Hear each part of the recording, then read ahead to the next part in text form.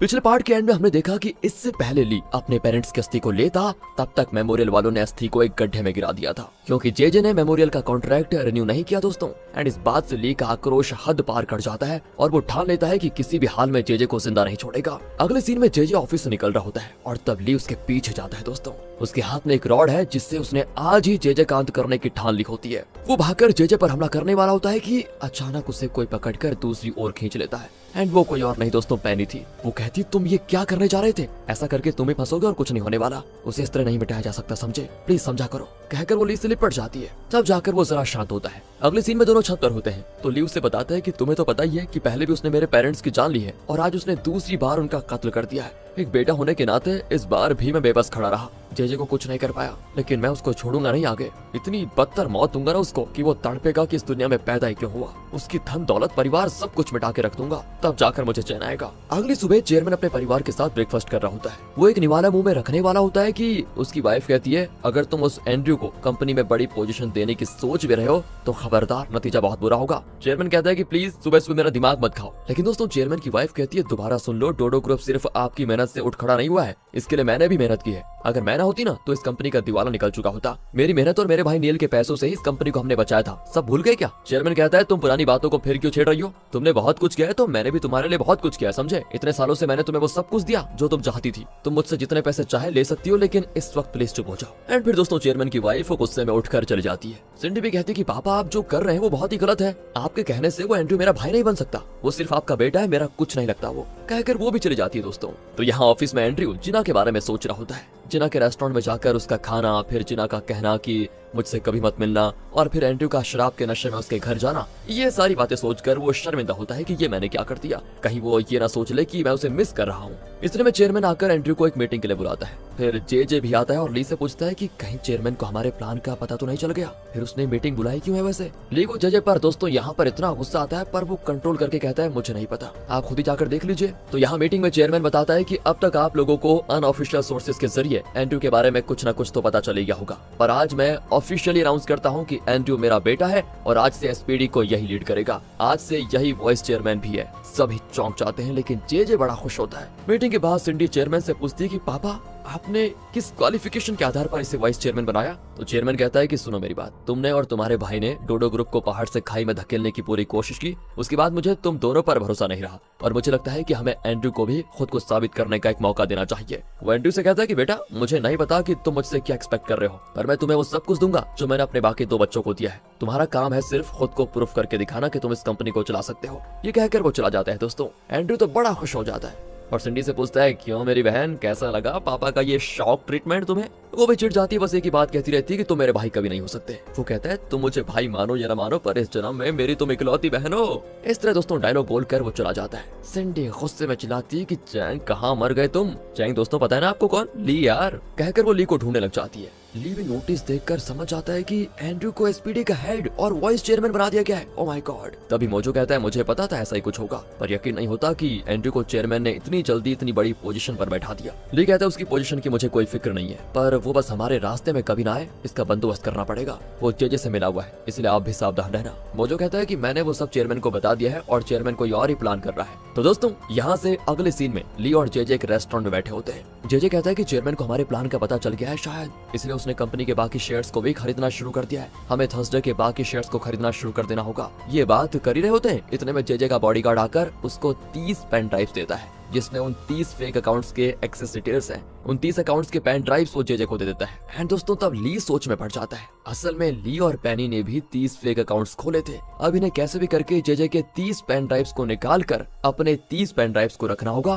ताकि जो पैसे हैं वो जेजे के अकाउंट्स के बजाय इनके अकाउंट्स में डिपॉजिट हो जाए। और अभी प्रेजेंट में ली जेजे से पूछता है कि सर क्या हम अभी ऑफिस जा रहे हैं। वो कहता है कि फिलहाल तुम दोनों ऑफिस जाओ, मुझे एक जरूरी काम है, उससे निपटा कर मैं आ जाऊंगा। कहकर यहाँ से दोस्तों जेजे उठकर जाने लग जाता है। तो ली बॉडीगार्ड से कहता है कि मैं सर को दरवाजे तक छोड़कर आता हूँ। ये कहकर वो जेजे को छोड़ने बाहर आ जाता है और एक स्टाफ को देखकर उसे एक आइडिया सोचता है। तो अगले सीन में ली और बॉडीगार्ड रेस्टोरेंट से बाहर निकल रहे होते हैं और तब ली उस स्टाफ को इशारा करता है और वो जूस पानी वगैरह ट्रे में लेकर आ जाती है। अचानक वो बॉडीगार्ड पर ऐसे गिरा देती है जैसे कि गलती से टकरा गई हो। वो कहती है सॉरी गलती हो गई। एंड बॉडीगार्ड कुछ कहता नहीं और सीधे बाथरूम जाता है। और जैसा ली ने एक्सपेक्ट किया था, वो ली को पेन ड्राइव्स वाला बैग देकर कहता है इसको एक काम करो, अंदर लेकर जाओ, इसके अंदर चेक करो सब ठीक है या नहीं। कहकर वो ड्रेस को साफ करने दोस्तों अंदर जाता है और ये ली के लिए बहुत बढ़िया मौका था, तो वो उस बैग से पेन ड्राइव्स निकाल कर कचड़े में फेंक देता है और उसके बदले अपने 30 पेन ड्राइव्स बैग में रख देता है। एंड फिर जब बॉडीगार्ड बाहर आता है तो ली कहता है कि मैंने चेक कर लिया, पूरे के पूरे 30 हैं। फिर दोनों यहाँ से जेजे के सीक्रेट ऑफिस में जाते हैं, जहाँ वो हर एक को 1 या 2 पेन ड्राइव्स देकर कहते हैं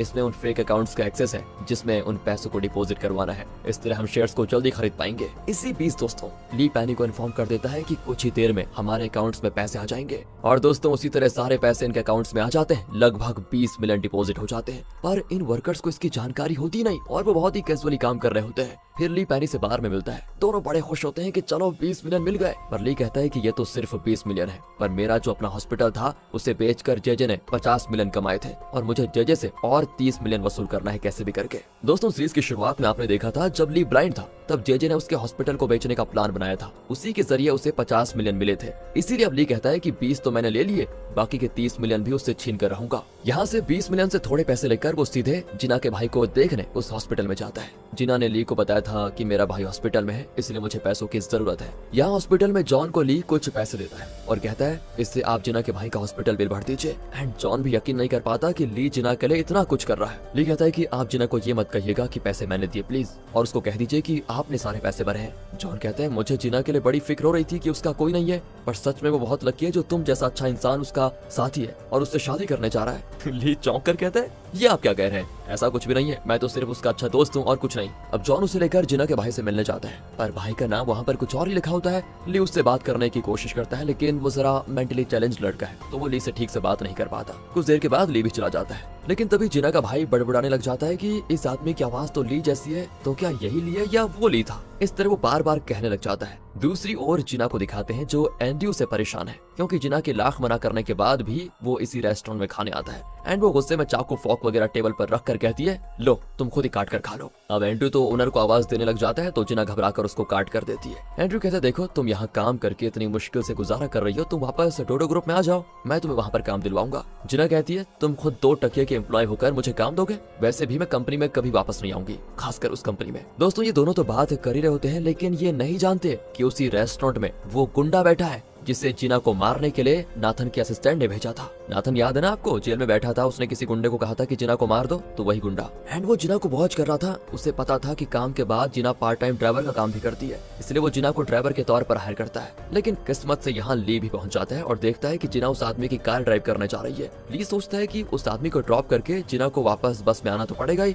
तो क्यों ना मैं जिना को वहाँ से पिकअप करके उसको घर ड्रॉप कर दूंगा। ये सोचकर वो जिना का पीछा करता है, तो वो गुंडा भी जिना को एक सुन से पुरानी रोकने को कहता है। जिना भी थोड़ी नर्वस हो जाती है और पूछती है आप यहाँ रहते हैं क्या, लेकिन इतने में वो पीछे से जिना का गला दबाने लग जाता है। जिना पूरी तरह फंस जाती है, लेकिन वो एक पेन उठाकर उसके पैर में जोर से खोप देती है। एंड वो भी दर्द के मारे चिल्लाता है, तो जिना किसी तरह बाहर निकल कर भाग जाती है। एंड वक्त पर ली भी वहाँ पहुंच जाता है और वो तुरंत जिना से पूछता है तुम ठीक तो हो ना। इतने में दोस्तों गुंडा बाहर निकल आता है और एक रॉड से ली पर हमला करने की कोशिश करता है, लेकिन ली तो टॉप फाइटर भी है, वो उसे लेफ्ट राइट सेंटर करके हर डायरेक्शन से पीटने लगता है। अब जिना डर कर उसे पकड़ लेती है कि ये तुम पर कौन सा जानवर सवार हो गया जो इतनी बुरी तरह मार रहे हो, लेकिन ली मुड़कर पूछता है तुम्हें तो कुछ नहीं हुआ ना, कहकर वो जिना को गले लगा लेता है दोस्तों। एंड जिना भी समझ नहीं पाते कि वो कैसे रिएक्ट करे। फिर वो जिना को अपने घर यानी पैनी के घर लेकर आता है। घर बहुत ही बड़ा और बढ़िया होता है। वो कहता है तुम बहुत डरी हुई हो, इसीलिए आज रात यहीं पर रुक जाओ, वैसे तुम इतने रिस्की काम क्यों करती हो। एंड दोस्तों तभी जिना ली के हाथ में घाव देखती है और उस पर दवा लगाती है। बहुत ही इमोशनल होकर कहती है पापा के गुजर जाने के बाद मैं अकेली पड़ गई थी, बड़ी मुश्किल में थी मैं, पर मेरी मदद के लिए कोई नहीं आया, तुम हर मुसीबत से मुझे बचाने के लिए आ जाते हो। एंड ली उसको दिलासा देने के लिए उसका गला टच करने जाता है, लेकिन फिर उसकी नाक पर धीरे से टच करके कहता है आज तुम यहीं रुक जाओ, बाकी बातें कल करेंगे, क्लोजेट में नए कपड़े होंगे, तुम कोई भी निकाल कर पहन लो, मुझे थोड़ा काम है, मैं बाहर जाकर आ रहा हूँ। कहकर दोस्तों वो बाहर चला जाता है। जिना के साथ बिताए हुए पल ली को खुश कर देते हैं। अगले दिन एंड्रयू को दिखाते हैं, वो ऑफिस लिफ्ट में होता है जहाँ बाकी स्टाफ गप्पे लड़ा रहे होते हैं। वापस में बात करते हैं कि तुम्हें पता है क्या, कंपनी में एक नया वाइस चेयरमैन आया है, सुना है उसकी माँ ने चेयरमैन को बहला फुसलाकर अपने जाल में फंसा लिया था और उसी औरत का बेटा अब यहाँ पर वाइस चेयरमैन बना हुआ है। एंड्रयू दोस्तों चिढ़कर कहता है कि तुम्हें जो कहना है सीधे सीधे क्यों नहीं कह देते, मैं ही वो वाइस चेयरमैन हूँ, अब बताओ तुम लोगों को प्रॉब्लम क्या है। सभी घबरा कर लिफ्ट से उतर जाते हैं दोस्तों। एंड्रयू अपने ऑफिस की ओर जा ही रहा होता है तो वो नाथन के असिस्टेंट को फोन पर बात करते हुए सुन लेता है। असल में दोस्तों वो उस गुंडे से बात कर रहा था कि तुमने ये मौका भी गवा दिया, जिना को पीटने के लिए तुम्हें कितने और दिन चाहिए, एंड्रू तो सीधे सीधे उसकी शर्ट पकड़कर पूछ लेता है कि सच बताओ, तुम्हें ये सब करने को किसने कहा, और जिना के साथ तुम्हारी दुश्मनी क्या है? अगर तुमने अपना मुंह नहीं खोला ना तो मैं तुम्हारा मुंह फाड़ के रख दूंगा, जल्दी बताओ। वो भी घबरा कर सब कुछ उगल देता है दोस्तों। अब अगले सीन में असिस्टेंट एंड्रू को जेल में लेकर जाता है जहाँ वो नाथन से मिलते हैं। असिस्टेंट के मुंह में चोट देखकर नाथन पूछता है तुम्हें चोट कैसे आई और इसे यहाँ पर क्यों लेकर आ गया एंड्रू को? इसका तो मैं मुंह भी नहीं देखना चाहता। असिस्टेंट कहता है कि सर ये डोडो ग्रुप के एसपीडी का नया हेड और वाइस चेयरमैन है। नाथन कहता है पापा की मती मारी गई है क्या जो इसे वाइस चेयरमैन बना दिया? इसे कुछ आता जाता भी है क्या? तब असिस्टेंट बता देता है कि ये आपके पापा का बेटा है इसीलिए। क्या? नाथन चौंक जाता है और पूछता है ओह तो ये उस औरत का बेटा है जिसे कई साल पहले माँ ने मारकर भगा दिया था। दोस्तों ये सुनकर एंड्रू कहता है कि तुम मुझे जितनी गालियां चाहे दे दो, मुझे इसकी कोई फिक्र नहीं है, लेकिन अगर जिना के साथ कुछ भी तुमने बुरा करने की कोशिश की तो तुम्हारा बुरा हाल करके रख दूंगा। बस नाथन भड़क जाता है कि तुम मेरे नौकर हो समझे, मैं एक बार बाहर निकल जाओ फिर देखता हूँ तुम्हें। एंड्रू भी कह लेता है कि तुम जिस दिन बाहर निकलोगे उस दिन देख लेंगे तुम उखाड़ क्या लेते हो, लेकिन तब तक जिना पर कोई भी आंच नहीं आनी चाहिए वरना मैं वो काम कर दूंगा जिससे तुम उम्र भर इसी जेल में पड़े रहोगे, समझे? कहकर वो चला जाता है दोस्तों। अब नाथन असिस्टेंट से पूछता है कि अगर ये वाइस चेयरमैन बन गया है तो क्या पापा इसे अपना वारिस घोषित करने वाले हैं क्या? असिस्टेंट डरकर कहता है कि पता नहीं सर, हो भी सकता है। एंड इस पर तो नाथन जैसे पागल ही हो जाता है और चिल्लाने लगता है कि तुम जाओ मेरे बाप से कहो कि मुझे यहाँ से बाहर निकाले, मैं सबको मार डालूंगा। दूसरी ओर चेयरमैन एक बैंक में लोन मांगने चाहता है क्योंकि वो जेजे का प्लान जान चुका है और अपनी कंपनी को बचाने के लिए ही वो बाकी के शेयर्स भी खुद खरीद लेना चाहता है दोस्तों। कौन? अरे चेयरमैन। पर बैंक मैनेजर कहता है कि सर फिलहाल डोडो ग्रुप का मार्केट बहुत डाउन है और इस हालत में कोई भी बैंक आपको लोन नहीं दे सकेगा। चेयरमैन अब परेशान, क्या वो शेयर्स कैसे खरीदेगा? और तब उसका पीए बताता है कि आप नेल से बात कीजिए, वो शायद आपकी मदद कर दे। चेयरमैन को तो उससे चिढ़ होती है, लेकिन अब और कोई रास्ता न पाकर वो नेल को कॉल करके कह देता है कि मुझे तुमसे जरूरी बात करनी है, क्या तुम मेरे घर पर आ सकते हो? पर वो बड़ा अकड़ कर कहता है कि मैं तुम्हारे घर क्यों आने लगा, मैं जिस जगह पे कहूंगा वहाँ होगी हमारी मीटिंग, कहकर वो कॉल काट देता है। पर चेयरमैन उसकी बात का बुरा नहीं मानता क्योंकि उसे नेल की जरूरत है, तो वो नेल से मिलने उसकी बताई जगह पे जाता है। असल में वो एक पुरानी दुकान है, तो नेल चेयरमैन से पूछता है कि ये जगह तुम्हें याद है क्या? चेयरमैन कहता है हाँ, तुम्हारी बहन से शादी करने के पहले मैं और तुम यहीं तो मिलकर गप्पे लड़ाई करते थे और यहीं पे तो हम बैटिंग करके गेम खेला करते थे, मुझे याद है, और हर बार मैं जीत जाता था। इस पर नेल कहता है नहीं नहीं नहीं, तुम जीते नहीं थे, मैं जानबूझकर हरा करता था ताकि तुम जीत जाओ, पर अब ऐसा नहीं होगा क्योंकि तुम खुद को कुछ ज्यादा ही स्मार्ट समझने लगे हो। मैं एक पॉलिटिशियन हूँ और तुमने मुझे बहुत अंडरएस्टिमेट कर लिया है, अब हर गेम में मैं ही जीतूंगा और तुम हारोगे। दोस्तों वो तो ये जानना ही नहीं चाहता कि चेयरमैन ने उसे क्या कहने के लिए बुलाया था और वो अपनी बात करके उठकर चला जाता है। चेयरमैन भी सोच लेता है कि बेटा ये तो वक्त ही बताएगा कि कौन किसे हराएगा। अब अगले सीन में मोजो ली को बताता है कि लगता है डोडो ग्रुप चेयरमैन के हाथ से निकल जाएगा क्योंकि उन्हें शेयर्स खरीदने के लिए कोई लोन नहीं मिल रहा। ली कहता है कि मैं किसी को जानता हूँ जो हमें उधार दे सकता है। मोजो बड़ा खुश कि अगर तुमने ये कर दिया तो कंपनी को हम बचा सकते हैं। असल में दोस्तों ली उस 20 मिलियन के बारे में सोच रहा है जो उसने फेक अकाउंट्स के जरिए जेजे से वसूल किया था, उन्हीं पैसों को डोडो ग्रुप के अकाउंट में ट्रांसफर करने की वो सोच रहा है। एंड पैनी भी इस बात के लिए मान जाती है और वो उन पैसों को डोडो ग्रुप के अकाउंट में ट्रांसफर कर देते हैं। अब यहाँ से दिखाते हैं ली को जो दूसरी चाल चलता है। वो जेजे से कहता है कि सर चेयरमैन ने सारे शेयर्स खुद खरीदने का फैसला कर लिया है और उन्होंने पैसों का भी इंतजाम कर लिया है, शायद वो आज ही शेयर्स खरीद लेंगे। जेजे कहता है कि उससे पहले हमें सारे शेयर्स खरीदने होंगे। एंड इसके बाद वो बॉडीगार्ड को कॉल करता है पर वो फोन नहीं उठाता। फिर ये दोनों जेजे के सीक्रेट ऑफिस की ओर निकल जाते हैं, पर ऑफिस में जब वो चेक करते हैं तो पता चलता है कि जेजे ने जो अकाउंट्स क्रिएट करवाए थे उनमें एक भी पैसा नहीं है। वो लोग तुरंत जेजे को इन्फॉर्म करते हैं तो जेजे की जैसे सांसें ही रुक जाती है कि ये कैसे पॉसिबल है। दूसरी ओर डोडो ग्रुप को दिखाते हैं जहाँ वो शेयर्स खरीदने के लिए एकदम तैयार है। यहाँ जेजे अपने सीक्रेट ऑफिस में जाता है और ठीक 9 बज रहे होते हैं। शेयर्स का दाम लगातार बढ़ रहा होता है क्योंकि चेयरमैन ने शेयर्स को खरीदना शुरू कर दिया है।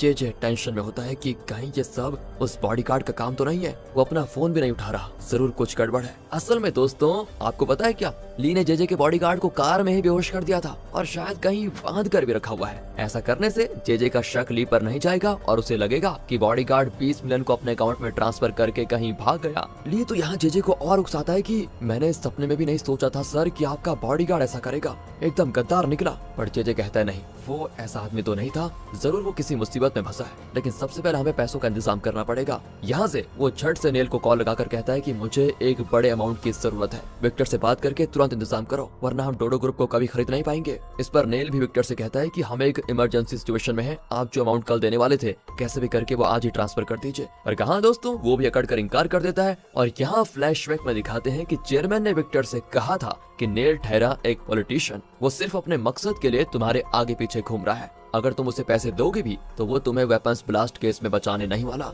उसे पैसे देने के बजाय अगर तुम मेरा कहा मानोगे तो मैं तुम्हें डोडो ग्रुप के नए वेपन्स यूनिट का कॉन्ट्रैक्ट दूंगा, इसलिए तुम उसे पैसे मत दो। और दोस्तों इसी डीलिंग की वजह से विक्टर ने नेल को पैसे देने से इनकार कर दिया था। ये जानकर जेजे समझ जाता है कि अब नेल उसकी मदद नहीं कर सकता।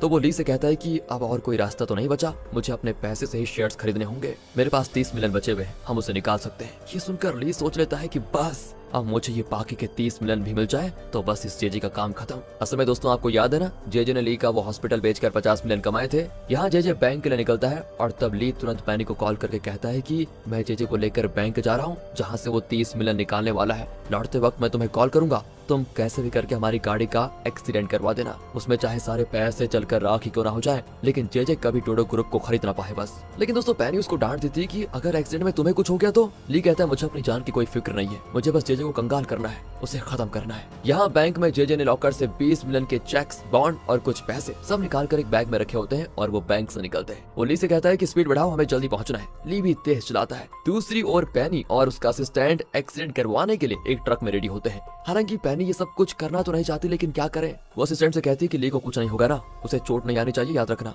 वो कहता है मजाक मत करो मैडम, एक्सीडेंट भी करवाना है और किसी को बचाना भी है, पॉसिबल नहीं है, इसकी मैं गारंटी नहीं ले सकता। कहकर वो गाड़ी स्टार्ट कर देता है। इसी बीच ली पैनी को मैसेज कर देता है कि मैं सिग्नल के पास आ गया हूँ, तुम लोग तैयार हो जाओ। और रेड सिग्नल पर रुकने के बजाय ली उसे क्रॉस करके निकल जाता है और उस वक्त पैनी का ट्रक वहाँ पर आ जाता है। ली नहीं रुकता, लेकिन पैनी अपना इरादा बदल लेती है और स्टीयरिंग को दूसरी ओर घुमा लेती है। यार ये तो ली का प्लान फेल हो गया। ली बड़ी टेंशन में होता है, लेकिन जेजे चैन की सांस लेता है कि अच्छा वो बच गए। लेकिन अब ली टेंशन में है कि अगर ये ठीक टाइम पे पहुंच गया तो शेयर्स को खरीद लेगा और वो मुझे कभी मंजूर नहीं होगा। आज तो मैं इसका एक्सीडेंट करवा कर ही रहूंगा। ये सोचकर वो साइड पर खड़ी एक गाड़ी पर क्रैश करने जाता है और जेजे चिल्लाता है कि अरे क्या कर रहे हो, गाड़ी स्लो करो। पर ली गाड़ी और तेज करके सीधे उस गाड़ी से टकरा जाता है। कार में होता है बहुत डैमेज। ली और जेजे दोनों बहुत घायल और लहूलुहान हालत में पड़े होते हैं। ली की आंखें खुलती हैं और जेजे को ऐसी हालत में देखकर वो बड़ा खुश हो जाता है। और ये पार्ट के एंड में हमने देखा कि ली ने कार तेज चलाकर जानबूझकर एक्सीडेंट किया था, जिसमें जेजे ही नहीं वो खुद भी घायल हो गया था। पर जब उसकी आंख खुली तो वो खुद की हालत पर रोने की बजाय जेजे की हालत को देखकर हंस देता है कि मेरा मकसद कुछ हद तक तो पूरा हो गया। तो पार्ट 17 की शुरुआत में पैनी और उसका असिस्टेंट आ जाते हैं। असिस्टेंट तो जेजे के पैसे उठाकर रख लेता है, लेकिन पैनी परेशान हो जाती है कि ली को क्या हो गया। पर असिस्टेंट उसे खींचकर लेकर जाता है क्योंकि वहाँ ज्यादा देर रुकेंगे तो ये लोग पकड़े जाएंगे। पर पैनी तुरंत एम्बुलेंस को कॉल करके इन्फॉर्म कर देती है और फिर वहाँ से तुरंत भाग जाती है। तब 2 वर्कर्स आकर उन्हें बाहर निकालते हैं और एम्बुलेंस में हॉस्पिटल लेकर जाते हैं। डोडो ग्रुप में तो सभी बड़े खुश होते हैं क्योंकि वो शेयर्स खरीदने में सफल हो गए थे और अब डोडो ग्रुप को कोई इनसे छीन नहीं सकता। चेयरमैन ने तो जेजे का प्लान पूरी तरह से चौपट कर दिया। वो पूछता है कि ली कहाँ पर है। मोजो कहता है कि बहुत देर से वो कहीं नजर नहीं आ रहा। दूसरी ओर ली को हॉस्पिटल में होश आता है तो सबसे पहले वो ये पूछता है कि जेजे का क्या हुआ। पैनी कहती है कि हमें हमारे पैसे मिल गए, लेकिन तुम उसके बारे में पूछने के बजाय जेजे के बारे में पूछ रहे हो। वो पास वाले कमरे में पड़ा हुआ है। ली उठकर जेजे के कमरे में जाता है। उसे जो गुस्सा आता है उसके हिसाब से तो उसे जेजे का ऑक्सीजन मास्क निकाल देना चाहिए। पर इस बीच जेजे को एक सपना आता है कि वो डोडो ग्रुप को खरीद चुका है और बहुत खुश है। और तब उसे कोई धक्का देता है और उसका हाथ भी पकड़ लेता है। देखने में तो वो आदमी मास्क पहना हुआ चैन यानी ली लगता है, पर जे उसको नहीं पहचानता और पूछता है तुम कौन हो। इस पर ली कहता है कि तुम मरकर नरक में जाओ, वहाँ पता चलेगा कि मैं कौन हूँ। कहकर वो हाथ छोड़ देता है और जे नीचे गिर जाता है और तब उसकी आंख खुलती है। वो पूछता है मैं कहाँ हूँ, मुझे अभी ऑफिस जाना है। तब किमी कहती है कि आप शेयर मार्केट के उस युद्ध में हार गए, सारे शेयर्स को चेयरमैन खरीद चुका है। जे घबराकर घड़ी देखता है, ओह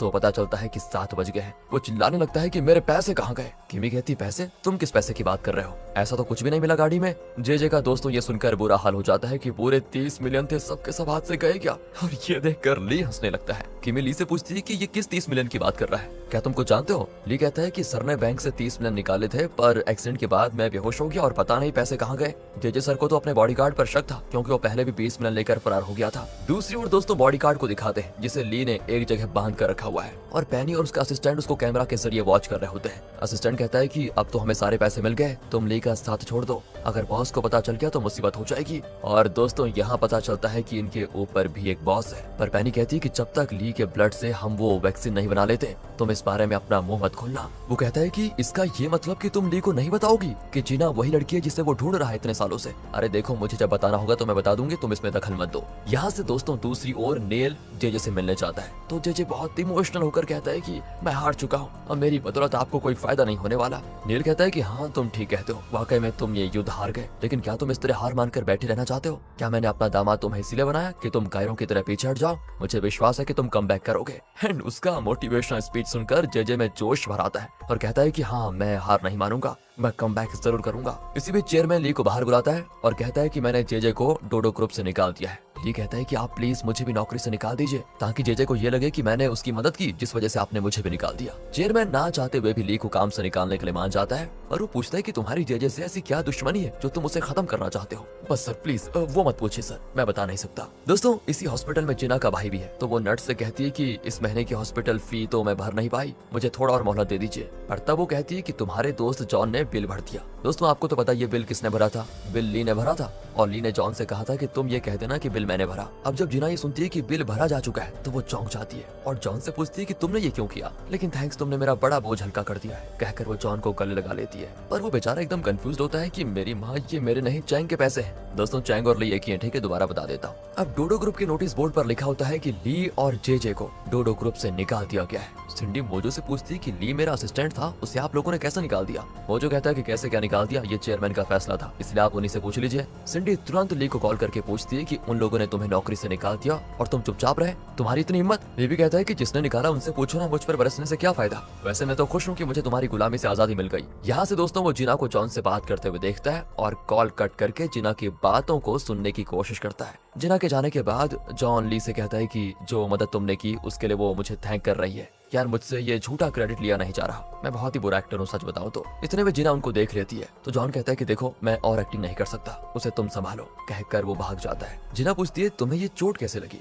बस एक छोटा सा एक्सीडेंट था और कुछ भी नहीं। इसी बीच जिना का भाई ली को ब्रो कहकर उसके पास चला जाता है। जिना तो हैरान रह जाती है कि ये ली के साथ इतना क्लोज कैसे हो गया। वो ली से पूछती है कि तुम मेरे भाई को कैसे जानते हो। वो कहता है कि जब मैं हॉस्पिटल आया था तो मैंने तुम्हारे भाई को देखा और उससे बात करने की कोशिश की थी, पर मुझे पता नहीं था कि वो तुम्हारा भाई है, और हाँ मैंने अपनी नौकरी छोड़ दी है। जिना ये सुनकर भी चौंक जाती है कि तुम तो नंबर 1 थे ना स्पीडी में, तुमने काम क्यों छोड़ा। ये कहता है कि बस मन नहीं लगा तो छोड़ दिया, एक्चुअली मुझे एक ब्लड टेस्ट के लिए जाना है ना। ये कहकर दोस्तों वो चला जाता है। दूसरी ओर चेयरमैन की वाइफ फ्रस्ट्रेशन की वजह से बहुत पीने लग जाती है। ये कहता है कि मैडम इतना मत पीछिए, आपकी सेहत के लिए अच्छा नहीं है। एंड वो उसको उठकर कसकर थप्पड़ मार देती है और कहती है अगर तुमने उस दिन उन्हें सच नहीं बताया होता तो आज ये नौबत नहीं आती। इतने में चेयरमैन घर आ जाता है तो पीए कहता है कि मैडम का इतना पीना अच्छा नहीं है, पर वो भी कहता है कि वो पिए या कुछ भी करे, अगर सेहत खराब हुई तो हॉस्पिटल चले जाएगी, मुझे उससे कोई बात नहीं करनी कहकर वो कमरे में चला जाता है। पर उसकी वाइफ कमरे में आकर उस पर बरस पड़ती है कि आखिर आपका प्लान क्या है, क्या आप उस एंट्री को अपना वारिस बनाने वाले हैं, आपका ज़मीर मर चुका है क्या। चेयरमैन कहता है कि देखो मैं पहले से टेंशन में हूँ, उस जेजे ने मेरी पीठ पीछे मुझे मिटाने की कोशिश की है, पर वो सब कुछ तुम कहाँ समझोगी।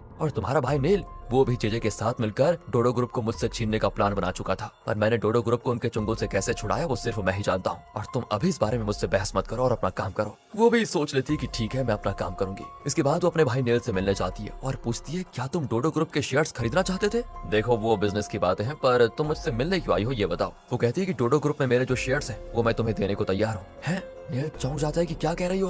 वो पूछता है कि अगर तुमने इतना बड़ा फैसला कर ही लिया है तो जरूर उसके पीछे कोई ना कोई वजह तो जरूर होगी, तो बताओ इसके बदले मैं तुम्हें क्या दे सकता हूँ। वो कहती है दोस्तों कि तुम मेरे बेटे को जेल से छुड़वाओ। वो भी कह देता है कि ये कैसे हो सकता है, उसे 6 साल की सजा काटनी पड़ेगी। देखो भाई तुम इतने बड़े पॉलिटिशियन हो, ऐसा भी कोई काम है क्या जो तुम नहीं कर सकते। स्वतंत्रता दिवस के दिन कुछ कैदियों को रिलीज किया जाता है, तुम कैसे भी करके नाथन का नाम उस लिस्ट में शामिल कर दो। प्लीज भाई बस एक काम कर दो, मेरे बेटे को बाहर ले आओ। नेल को भी दोस्तों ये डील पसंद आ जाती है और वो मान जाता है। इसके बाद चेयरमैन की वाइफ और सैंडी नाथन से मिलने जेल जाती है। एंड माँ को देखते ही वो रोने लग जाता है कि मम्मी मुझे लगा आप भी मुझे भूल गई है और मुझे यहाँ सड़ने के लिए छोड़ देंगी। अच्छा वो आप आ गई।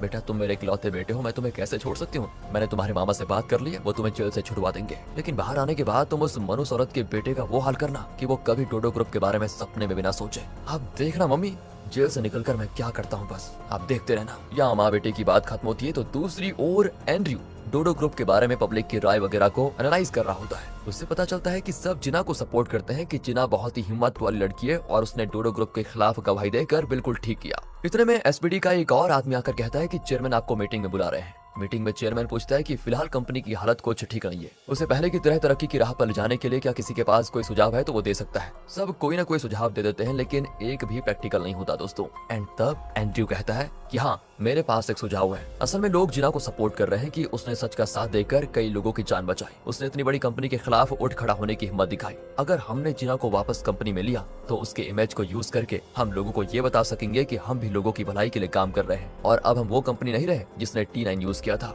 इससे होगा ये कि लोगों को डोडो ग्रुप पर विश्वास होने लगेगा। इसलिए मेरा सुझाव है कि हम जिना को वापस कंपनी में ले ले। एंड दोस्तों चेयरमैन को भी आइडिया पसंद आ जाता है और वो मोजो से पूछता है तो वो भी इस आइडिया को एग्जीक्यूट करने के लिए मान जाता है। चेयरमैन एंड्रयू से कहता कहता है कि अब कंपनी का इमेज ठीक करने और लोगों का विश्वास जीतने का काम मैं तुम पर सौंपता हूँ। डूबते हुए इस जहाज को पार लगाने का काम तुम्हारा है, समझो। इस तरह वो एंड्रयू को एक बहुत बड़ी जिम्मेदारी दे देता है। अब अगले सीन में एंड्रयू जिना से मिलने जाता है जो बाथरूम साफ कर रही होती है। वो कहता है कि मेरे साथ रेस्टोरेंट चलोगी क्या, आज का लंच मेरी तरफ से। जिना भी चाहती है। एंड्रयू उसको एक बहुत ही एक्सपेंसिव रेस्टोरेंट में लेकर जाता है और सबसे एक्सपेंसिव डिश ऑर्डर करता है। जिना चौंक जाती है कि तुम खुद ही एक नंबर के कंगाल हो, इतने एक्सपेंसिव डिश क्यों ऑर्डर कर रहे हो, कहीं कोई अमीर घर की लड़की तुम्हारी गर्लफ्रेंड तो नहीं बन गई। एंड्रयू कहता है देखो मैं घुमा फिरा कर बात नहीं करना चाहता, डायरेक्टली पूछ लेता हूँ। एक बात बताओ, तुम डोडो ग्रुप को ज्वाइन करोगी फिर से। जिना कहती है कि नहीं, बिल्कुल नहीं, मैं आऊंगी नहीं वहाँ पर वो चेयरमैन की वाइफ होंगी। मैं इसलिए मना नहीं कर रही कि उन्होंने मुझे मारा, पर इसलिए कि मैंने उनके बेटे को जेल भिजवाया। यार उसने बहुत बड़ा जुर्म किया था, लेकिन फिर भी एक माँ के लिए उसका बेटा ही सब कुछ होता है, इसलिए वो कभी मुझे माफ नहीं करेंगे, मुझे ऐसा लगता है। ऐसे में मेरा वहाँ पर जाना बिल्कुल ठीक नहीं होगा। एंड्रयू टेंशन में उठकर चला जाता है, पर इतना सारा खाना जिना वेस्ट नहीं करना चाहती, और वो भी इतना एक्सपेंसिव डिश।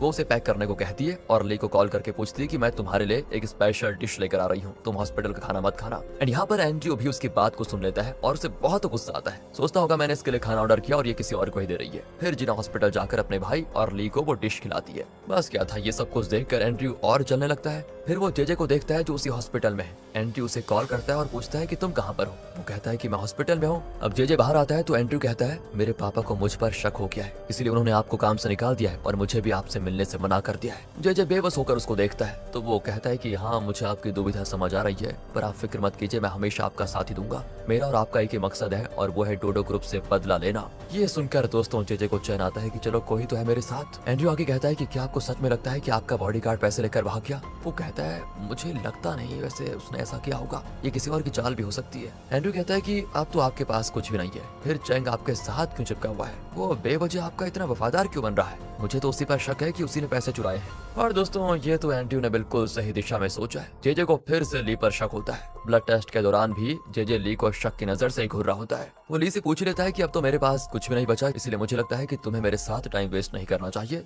तुम बहुत ही ब्रिलियंट और इंटेलिजेंट हो, मेरे साथ चिपके रहने से तुम्हें कुछ नहीं मिलेगा। एक काम करो, कोई अच्छी जगह काम ढूंढ लो और अपना फ्यूचर देख लो। ली भी सोच में पड़ जाता है कि अगर मैं कहूंगा कि नहीं मुझे आपके साथ ही रहना है तो जेजे को शक होगा कि मेरा मकसद कुछ और ही है। इसलिए दोस्तों ली कह देता है कि हाँ सर आप ठीक कहते हैं, अब मैं आपके साथ रहकर करूंगा ही क्या, इसलिए मैं नील के साथ मिलकर कोई काम कर लूंगा और हाँ आइंदे मैं कभी आपके रास्ते में नहीं आऊंगा। ये कहकर वो चला जाता है। अब जेजे की भी कुछ समझ में नहीं आता कि ये सच में मेरा वफादार है या पकड़े जाने के डर से इतनी परफेक्ट एक्टिंग कर रहा है और मुझे धोखा दे रहा है, पता नहीं। दूसरी ओर एंड्रयू अपनी टीम के लोगों से थोड़ा कड़ कर कहता है, थोड़ा डट कर कहता है कि अगर तुम लोग जिना को वापस ऑफिस लाने में सफल नहीं हुए तो सबको नौकरी से निकाल दूंगा, बस ये बात ध्यान में रखना। एंड वो भी डर के मारे जिना के घर जाते हैं और उसे नया ड्रेस और शूज दिखाकर कहते हैं कि प्लीज तुम ऑफिस चली आओ वरना हमारी नौकरी चली जाएगी। एंड उन पर दोस्तों जिना को तरस आ जाता है और वो भी ड्रेस पहनकर उनके साथ जाती है, लेकिन वो कहती है मैं सिर्फ इसीलिए आ रही हूँ क्योंकि मैं नहीं चाहती कि मेरी वजह से तुम लोगों की नौकरी जाए, पर हाँ ऑफिस जाकर मैं तुम्हारे वाइस चेयरमैन से कह दूंगी कि मैं इस जॉब में इंटरेस्टेड नहीं हूँ, इसलिए तुम लोगों की नौकरी भी बच जाएगी और मैं भी काम नहीं करूंगी।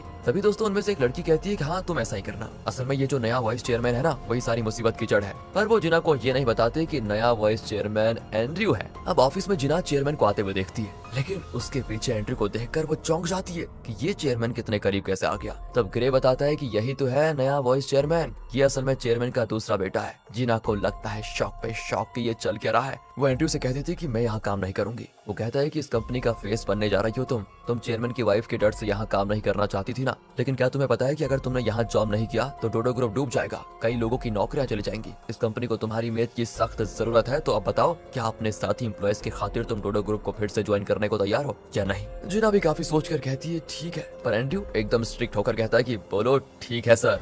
जिना सोच में पड़ जाती है कि इस पागल आदमी को सर बुलाऊं मैं, चश्मा क्या पहन लिया इसने, खुद को बड़ा आदमी समझने लगा, गधा कहीं का। पर वो ऐसा कह नहीं सकती और कहती है ठीक है सर। बाहर आकर जिना एसपीडी के कलीग से कहती है कि ये एंड्रयू कुछ ज्यादा ही रॉब नहीं दिखा रहा, पर वो कहता है कि ऐसा मत कहो, वो तुम्हारा बॉस है। जिना सोच लेती है कि लगता है डोडो ग्रुप में सारे के सारे पागल ही घूम रहे हैं। दूसरी ओर पैनी को दिखाते हैं जो ली का हालचाल पूछ रही होती है और तब उसका असिस्टेंट फोन लेकर उसको देता है कि बॉस बात करना चाहते हैं। वो फोन लेती है तो बॉस कहते हैं कि ली के खून से हम वैक्सीन बनाने में सफल हो गए, अब हमें ली की जरूरत नहीं है, इसलिए तुम उसका साथ छोड़ दो। पैनी बहुत दुखी हो जाती क्योंकि लगता है उसे ली बहुत ही अच्छा लगने लगा था। असिस्टेंट कहता है कि देखो तुम ली को जिना की सच्चाई बता दो कि वो जिना वही है जिसे वो इतने सालों से ढूंढ रहा है और तुम ली से अलग हो जाओ। हमारा मकसद था ली के खून से वैक्सीन बनाना जो कि पूरा हो चुका है। पर पैनी कहती नहीं नहीं, ये मेरी लाइफ है, तुम बस अपना काम करो, मुझे क्या करना है ये मैं जानती हूँ अच्छे से। वहाँ ली नील के साथ काम करने का प्लान बना रहा होता है। वो विक्टर की डिफेंस इंडस्ट्री के बारे में रिसर्च करता है जिससे पता चलता है कि उसकी कंपनी का वेपन्स प्रोजेक्ट एक नंबर का फेलियर है जिसकी वजह से आर्मी के सोल्जर्स मारे गए। उसके बारे में डिटेल रिपोर्ट बनाकर वो मोजो को देता है। वो कहता है कि इस केस को लड़ने के लिए हमें एक विश्वसनीय लॉयर की जरूरत होगी। ली कहता है कि मेरे जहन में है एक ऐसा लॉयर। असल में दोस्तों वो जॉन की बात कर रहा था। वो अपनी सारी फाइंडिंग्स जॉन को दिखाता है और कहता है विक्टर की कंपनी के वेपन से जो आर्मी का नुकसान हुआ है उसके बारे में इसमें सारी डिटेल्स मौजूद है।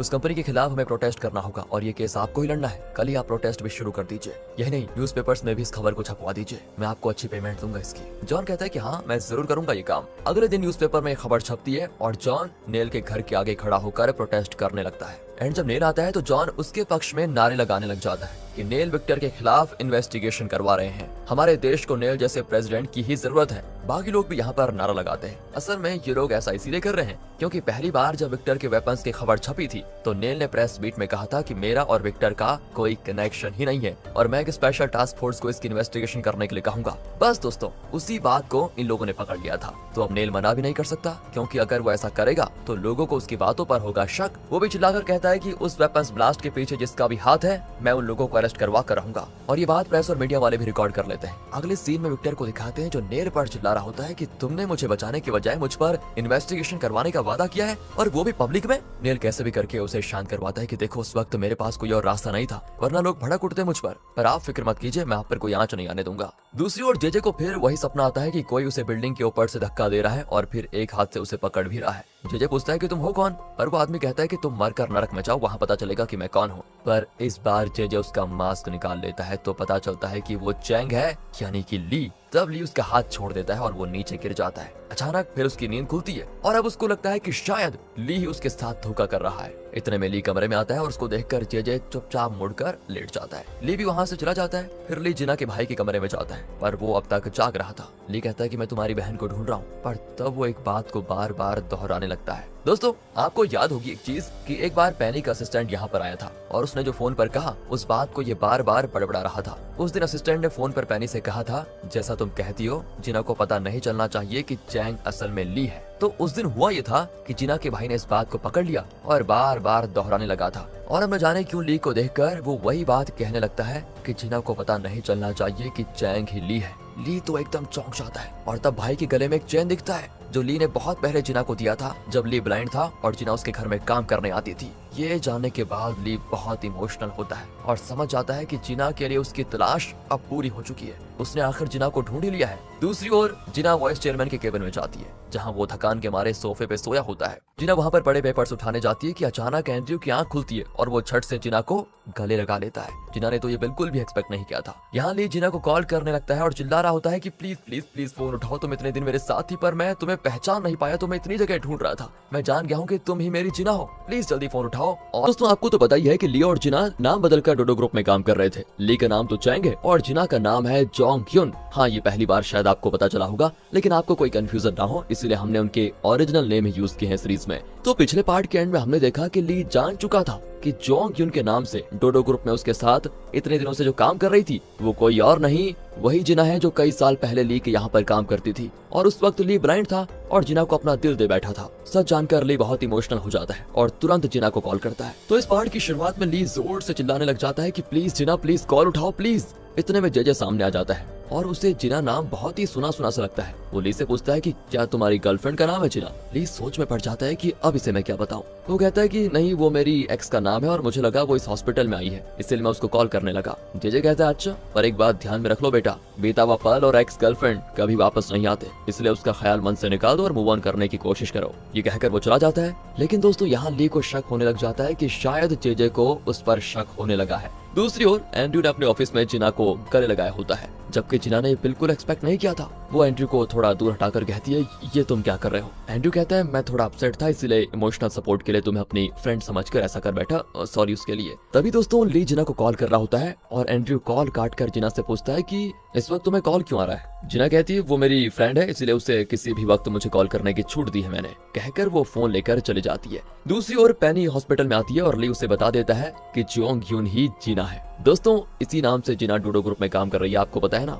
ली कहता है कि वो कितने दिन मेरे कितने इतनी करीब थी पर मैं एकदम बेवकूफ निकला कि उसको पहचान ही नहीं पाया। सच में गधा हूँ यार मैं। पैनी चौंक जाती है कि जो बात मुझे बताना चाहिए था वो खुद इसको पता चल गया। और दोस्तों तब जिना कॉल करती है और कहती है मैं बस स्टॉप पे हूँ, अभी निकलने वाली हूँ बस। ली पूछता है कि क्या मैं तुम्हें लेने के लिए आ जाऊँ, लेकिन जिना कहती है तुम पहले से मेरे लिए बहुत कुछ कर चुके हो तो फिक्र मत करो, मैं बस में चली जाऊंगी। यहाँ दोस्तों पैनी ली को कार में लेकर जा रही होती है। वो पूछती है क्या तुम जिना को बताने चाह रहे हो कि तुम ही ली हो? अगर किसी को ये बात पता चल जाएगी तो तुम्हारी और जिना की दोनों की जान को खतरा होगा। हाँ, ली कहता है शायद तुम ठीक कहती हो, वैसे भी जेजे को पहले से मुझ पर शक होने लगा है और मैं नहीं चाहता कि मैं कुछ ऐसा करूं जिससे उसका शक सही निकले। फिलहाल मैं जिना को ही नहीं किसी को ये सच नहीं बताऊंगा। ये फैसला करके वो बस स्टॉप पर उतर आता है। वो हर बस में देखता है पर जिना किसी में नहीं होती। आखिर एक बस में जिना को देखकर वो बस में चढ़ जाता है, पर जिना सो रही होती है और ली उसके पास बैठ जाता है। लेकिन ये एंड्रयू भी तो कम नहीं है, ये जिना का पीछा कर रहा था। जिना नींद में ली के कंधे पर सर रख लेती है। अचानक बस रुकती है तो वो जाग जाती है और ली को पास में देखकर पूछती है तुम कब आए? ली भी मजाक में कह देता है लगता है मेरी किस्मत में यही लिखा है कि हमेशा तुम्हारा साथ दूं। यहाँ से फिर दोनों उतर आते हैं। जिना कहती है कि मुझे ना बस में हमेशा नींद आ जाती है, और ये बताओ तुम इस बस में क्यों आए? ली कहता है वैसे भी तुम किसी न किसी मुसीबत में तो फंसी जाओगी, तो मैंने सोचा क्यों ना मैं एडवांस में तुम्हारी मदद के लिए आ जाऊं। लगता है उम्र भर मुझे इसी तरह तुम्हारा बॉडीगार्ड बनकर रहना पड़ेगा। अगर ये सब मुझे करना है तो क्यों ना मैं तुमसे प्यार कर लूं। दोस्तों अचानक से ली ने जो बात कही वो जिना को चौंका देती है। वो कहती है तुम्हें मेरे लिए मजबूरन ये सब करने की जरूरत नहीं है, तुम फिक्र मत करो, आगे से मैं किसी मुसीबत में नहीं फंसूंगी, ओके कल मिलेंगे। ये कहकर जिना चली जाती है। लेकिन कुछ दूर जाकर वो मुड़कर ली को देखती है जो कि चलने लग जाता है। कहीं मैं भी इससे प्यार तो नहीं कर बैठी? नहीं अबे ऐसा कुछ नहीं होगा। लेकिन वो खुद को ये कहकर चुप करा देती है कि यहाँ पे तुम जिना नहीं हो जिना, तुम यहाँ पर जोंग्युन हो, इसलिए दिल पे कंट्रोल रखो और चले जा अपने घर। एंड्रयू ये सारी चीजें दूर से देख रहा होता है क्योंकि उसे जिना यानी जोंग्युन बहुत अच्छी लगती है। एंड अच्छी लगती है तो उसको थोड़ा जलन भी जरूर होती है। तो अगले सीन में एक मिलिट्री जीप को दिखाते हैं जो टायर के फटने से आउट ऑफ कंट्रोल हो जाती है और एक जगह टकरा जाती है। अचानक एक्सीडेंट में एक सोल्जर मारा जाता है। अब टीवी पर दिखाते हैं कि ये विक्टर की फैक्ट्री में बना टायर है और इतनी घटिया क्वालिटी का है कि ये फट गया और इसी वजह से एक सोल्जर मारा गया। नेल तो तंग आ जाता है कि मैं विक्टर को एक प्रॉब्लम से बाहर निकालने की कोशिश कर रहा हूँ, पर इतने में वो दूसरी प्रॉब्लम में फंस गया। इतने में दोस्तों विक्टर कॉल करके खुद मदद मांगता है कि इस केस में भी मुझे बचा लो, मैं बस तुमसे मिलने आ रहा हूँ। नेल कहता है कि सुनो, अगर हम दोनों मिले तो मीडिया और मुसीबत खड़ी कर देगी, इसलिए तुम जरा सब्र करो, मैं कुछ करता हूँ। और दोस्तों यहाँ जेजे को दिखाते हैं जिसके दिमाग में बस यही चल रहा है कि वो जिना कौन है जिसके बारे में ली उस हॉस्पिटल में बात कर रहा था। ये नाम मुझे इतना सुना हुआ क्यों लग रहा है? एंड दोस्तों तब उसे याद आता है कि ली के लिए जो लड़की काम करने आई थी उसका नाम जिना था। ली तो उससे प्यार भी करने लग गया था। दोस्तों एक बात पूछनी थी, आप कंफ्यूज तो नहीं हो रहे हो ना? अरे जो ली है ये हम जानते हैं कि ये ली है, लेकिन जेजे नहीं जानता कि ये ली है। जेजे ली को चैंग के नाम से जानता है, समझ गए ना आप? अब वो आगे सोचता है कि अगर चैंग जिना को अपनी एक्स गर्लफ्रेंड बता रहा है तो क्या इसका मतलब ये हुआ कि चैंग ही ली है? इसी शक के साथ वो तुरंत नेल को कॉल करके कहता है तुम चैंग पर विश्वास मत करो, मुझे उस पर शक हो गया है और जब तक मैं ना कहूँ तब तक उसे कोई काम मत देना। लेकिन जब नेल जेजे से बात कर रहा होता है तो ली उसकी कार ड्राइव कर रहा था। उसके कान तो आपको पता ही है कितने तेज है, सब कुछ सुन लेते हैं। एंड वो नेल को ड्रॉप करके पैनी को कॉल करके कहता है कि हॉस्पिटल में ब्लड टेस्ट के लिए मैंने जब खून दिया था तो जेजे वहीं पर था। अगर उसने मेरा ब्लड सैंपल चुरा लिया तो उसका टेस्ट करवाकर उसे पता चल जाएगा कि मैं ही ली हूँ, इसलिए मेरा ब्लड सैंपल हॉस्पिटल से चुरा लो कैसे भी करके। यहाँ जेजे किमी को बता देता है कि मुझे लगता है कि चैंग ही ली है, तुम एक काम करो लैब से उसका ब्लड सैंपल निकाल लो। किमी भी दोस्तों सैंपल लेने के लिए जाती है, लेकिन इतने में पैनी भी वहाँ पहुँच जाती है और अपनी असिस्टेंट से कहती है कि तुम ली का ब्लड सैंपल बदल दो। इसी बीच पैनी किमी और डॉक्टर को रोककर बात करने लगती है ताकि वो लैब में न जा पाए और असिस्टेंट को ब्लड सैंपल बदलने का वक्त मिल जाए।